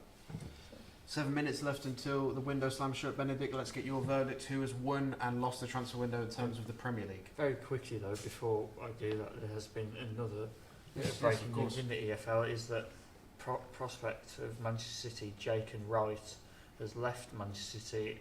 He was initially touted with a move to Swansea City in the Championship. That then fell through, and he's now on his way to join fellow divisional rivals Norwich City, who've developed a policy under their new head coach for signing a multitude of young talents, despite having such an experienced core at the end of last season when they got into the playoffs. That seems to have been roles reversed, and Wright will join the Carrow Road side on loan, and that deal includes a $5 million option to buy at the end of the season. Zach Lovelace has now returned to Millwall. He was previously on loan there from Rangers, so that's another piece of business for Alex Neil. And back in the Premier League, Southampton have now seen Gavin Bazunu depart on loan. He's gone to Belgium. He's yet to feature for Southampton in the Premier League this season, either under either of Russell Martin or Ivan Juric, and he is now on his way to Belgium on loan for the remainder of the season. So, regarding who has won and lost the transfer window? Premier League? Winning is pretty obvious in the Premier League, and I think it has to be Aston Villa. I think we've discussed it at length throughout the last 7 hours. Even losing Duran, they've rectified that so well with the signing of Marcus Rashford on loan. Obviously, if he succeeds, which I'm sure for his sake, he'll obviously be desperate to prove everyone wrong at Manchester United, everyone that's doubted him for making the move, even though Aston Villa are in the Champions League this season. I think Asensio is another very good signing, sort of technical players that Unai Emery has liked to operate with recent seasons. I think that fits the mould perfectly, and whilst their defensive woes haven't fully been rectified, I think it was a bit weird to see this morning they'd let go of Kostin Nedeljkovic on loan to Leipzig, especially when Matty Cash is injured. Ezri Konsa can obviously plug the gap at right back. He's obviously excelled there from occasions, but obviously he's more suited to being a centre half. Tyrone Mings is injured, but I think the signing of Disasi and the fact that he wanted to move to the West Midlands over Tottenham, who would have said 4 or 5 years ago that these players would have been rejecting the likes of Tottenham, or even considering departing the likes of Manchester United to move to Aston Villa. I think that just speaks volumes of the progression that they've made, not even just under Unai Emery. Obviously what he's done in the 2.5 years at Villa Park is phenomenal, but I think overall the business they've done, they have to be more winners. Obviously Daniel Marlin as well is another excellent signing. And in terms of a loser? think you probably would say someone like Arsenal for not rectifying their striking woes.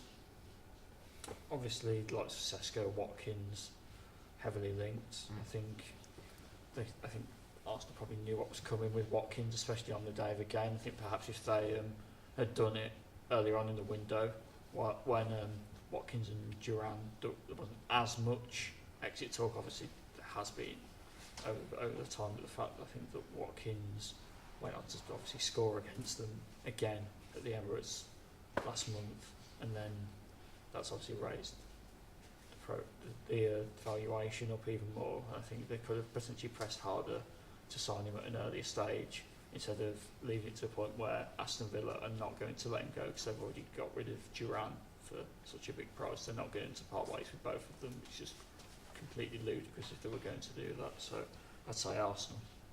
And with almost 2 minutes left until the deadline, Jensen, your quick verdict on the Premier League, who you would say has won and lost?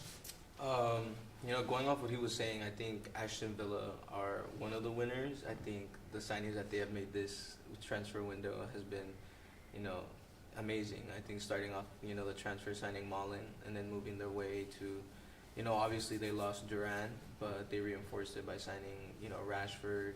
They signed Marco Asensio, who's known to be a top baller. And, losing Diego Carlos to Fenerbahce, and then signing Axel Diassi, I think it goes to show that they're a team to really show that they want to compete and they have the depth to do that.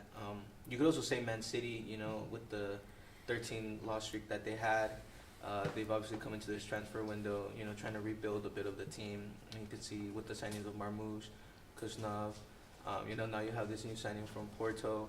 I believe they also signed the center back, a Brazilian center back, a young talent. Yes. So, Yes. they're here to show that they want to win and they want, they're going to do any means by it. So I think those two for me have to be up there with the winners. For the losers, it's, we all said Arsenal. I think everyone's expecting Arsenal to sign a striker. To the fact that they haven't, I think goes to show that, we don't know what the real issue is there because everybody was saying it, even the players. I think another one has to be, that hasn't really been spoken about, has to be Manchester United. I was waiting for it. I was waiting for it. I think Manchester United, with the recent form that they have been desperately needed, new signings from the midfield all the way, to the defense now. They have Lisandro Martinez out for the rest of the season to an ACL injury. Reinforcing that back line, and as well as, reinforcing their front line. Losing Marcus Rashford, although he wasn't getting, that first squad play from Almiron, I think reinforcing that the strikers or the wingers was necessary, and especially the fullbacks, the way that Almiron and his system and how he plays, having Mazraoui and Dalot play those positions, you can obviously see that they struggle a bit more with that system. So I think they needed to sign more players than what they did. I believe they've only signed one player or two players? Yes, one left wing back for £20 million from Italy, Patrick Dorgu from Nice, very improving, and an 18-year-old centre back from Arsenal, Aidan Heaven. If you're going to ask my opinion personally, we have to be there in the losers. I also think Leicester City, who are massively battling relegation and have struggled to bring anyone in of significance, have to be in there, and I would definitely go with Aston Villa as the winners. And speaking of which, Aston Villa are probably going to remain the winners because the winter transfer deadline has now shut for 2025. All business has set to be concluded between Premier League and EFL clubs. Benedict, obviously, it's been brilliant to hear from you. Final news. Yes, I was going to say whether this gets completed. Southampton striker Adam Armstrong is West Brom are hopeful of striking an extremely late loan deal, which will be a very solid signing for Tony Mowbray. They've obviously added in the attacking department for this afternoon. Mm-hmm. So that is and the window. Nico Gonzalez has also now signed for Manchester City. Confirmed? Right on the dotted line, confirmed by the club. Brilliant. So that is Manchester City's final incoming piece of business, £60 million thereabouts from Porto. Argentina international will be playing for them for the rest of the season on a permanent transfer. A big move for them, obviously, to replace the likes of Rodri, who we discussed about, and yeah, definitely puts them up there now as one of the top performers in terms of the transfer window. Obviously, we'll be staying live for the next 10 to 15 minutes just to kind of see if there is any more late information about the deal sheets. Obviously, the Adam Armstrong one is a very late piece of business between a very key Premier League club and a key Championship club in West Brom, obviously fighting to get into those playoff places. So we'll be keeping tabs on that. But yeah, Nico Gonzalez now official, guys.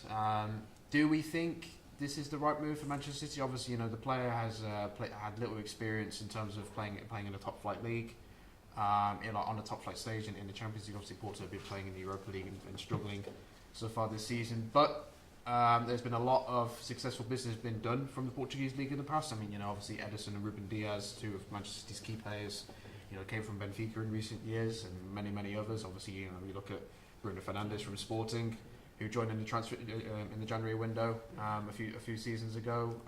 So yeah, thoughts on Nico Gonzalez and his potential joining this Manchester City team? Somebody, I don't know if I'm just like biased or something.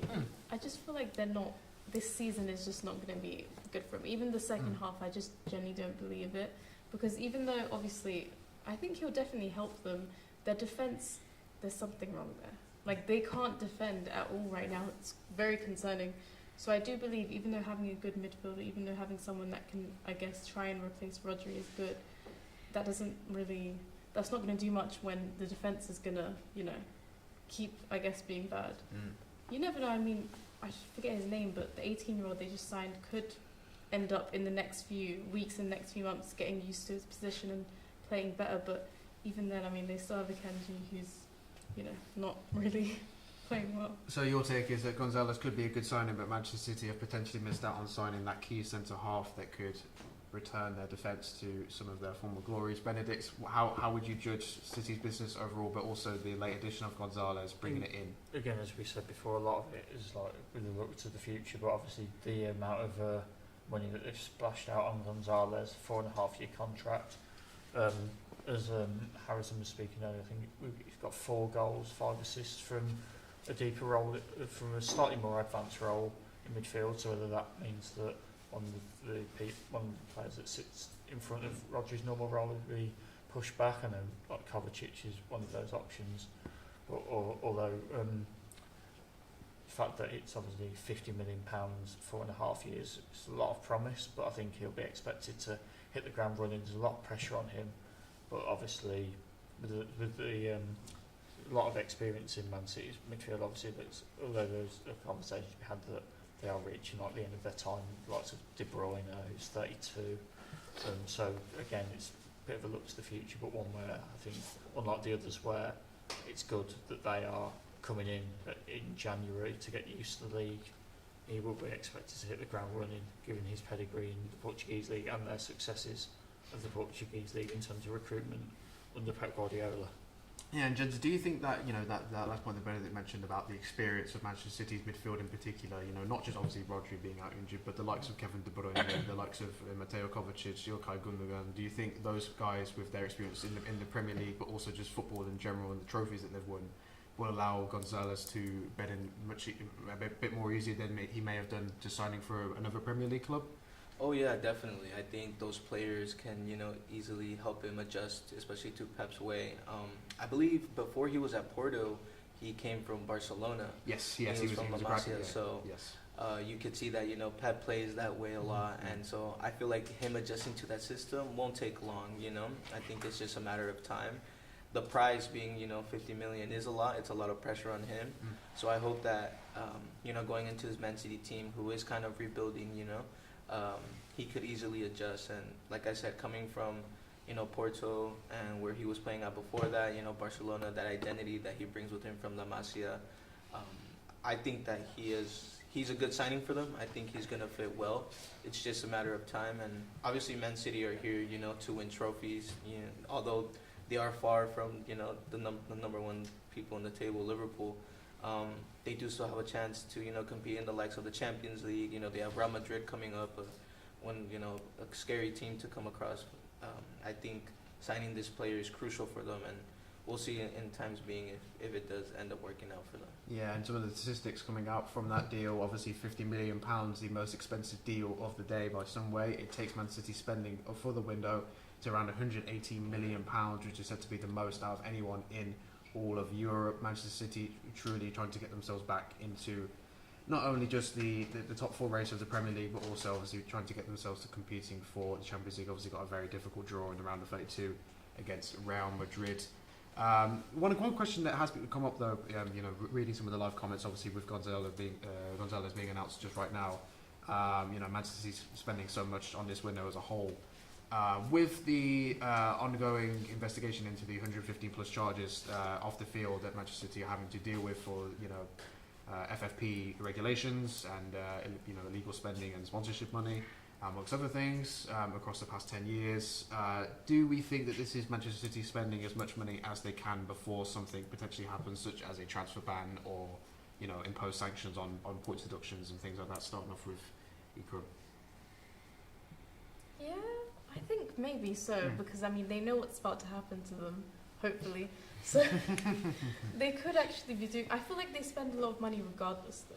Yes. Like they've always done that for quite a few years, so it could just be them just keeping the same wavelength as they have been for the past few years. But if you think about it in a different way, then I guess it could be in terms of that, because they definitely know they're in trouble soon. I mean, Pep himself, he seems to be very, very stressed, not only because of the fact that they've been playing bad, but because he knows that, those 115 charges they're creeping up. So, I mean, I do believe they could be spending more based off of that, but I mean, on the other side, obviously, they've always spent a lot based off of that, so, yeah. What do you think, Benedict? Is it purely a case of their position in the league and trying to get them back where they should be, or is there something else off the pitch that is affecting it? It could be anything. I think obviously a lot of it is probably to do with the current spine of the team just not being as effective as it once was. Obviously, Pep Guardiola's no fool when it comes to transfers. His record is effectively second to none in the transfer market. So I think it's more of a case of that. Obviously, the backdrop of the 150 charge is always going to mount this sort of speculation, but I think it's more of a case of him just trying to rebuild his squad. I think he knows the issues that have come with lack of confidence, and I think just fresh, young energy into the side can only be a good thing for Man City. Yeah, and Jensen, just for you, obviously regarding Man City, but also another link. Obviously we mentioned that Liverpool, the current league leaders by some way, obviously 9 points ahead of Arsenal at the moment with a game in hand, haven't spent a single dime really in this window.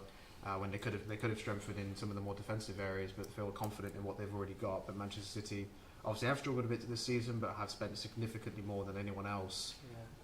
Do you think that the lack of spending for one could catch up to Liverpool potentially going into the business end of the season, and that Manchester City spending as a whole will allow them to get back into at minimum the top four race, which is said to be quite competitive going into the final 3-4 months of the Premier League season? I think that in the long run it could affect Liverpool possibly. They have a strong squad, and you can obviously see they have a lot of depth, but they've been fortunate enough to have one or two injuries in the back line, but they've been able to have those areas fixed with the likes of Joe Gomez, or when Trent was out for a while they had Connor Bradley playing in those positions. But I think they're fortunate to not have that many injuries, but I think the way the seasons are going, the amount of games that are played now, I think them not reinforcing the areas that they need to, like the likes of their mid and maybe an extra defender or an extra attacker, could catch up to them. You can see Man City signed a lot of players. This is due because, like he mentioned earlier, the lack of confidence that they have, and how they haven't been playing well. So I think it shows that Man City definitely is here to compete, and they are going to try to compete towards that title, whereas Liverpool, you can see with no signings, feel confident in what they have, but let's just hope that doesn't catch up to them.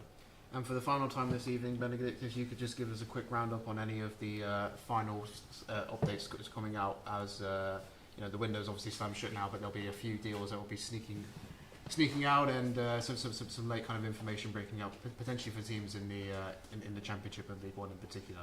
Yeah, so recently, a few minutes after the deadline, it's been confirmed that Harvey Vale has gone to QPR from Chelsea, Jeffrey Schlupp has been confirmed as a new signing for Celtic. Ramel Donovan has left Birmingham City and will join Brentford's B team on loan from Birmingham for the rest of the season.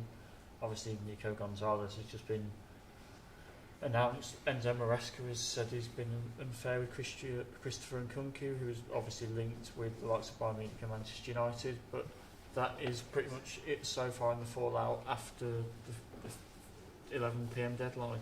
And that's where we are going to leave it for this evening. Thank you ever so much to all of our live guests contributing on the final panel, as well as Will and Harrison, who contributed throughout the early shows. Thank you ever so much for joining us. This has been To The Deadline from Coventry University. Keep an eye on MA Sports Journalism at Coventry for further news and updates. And until next time, thank you ever so much for watching.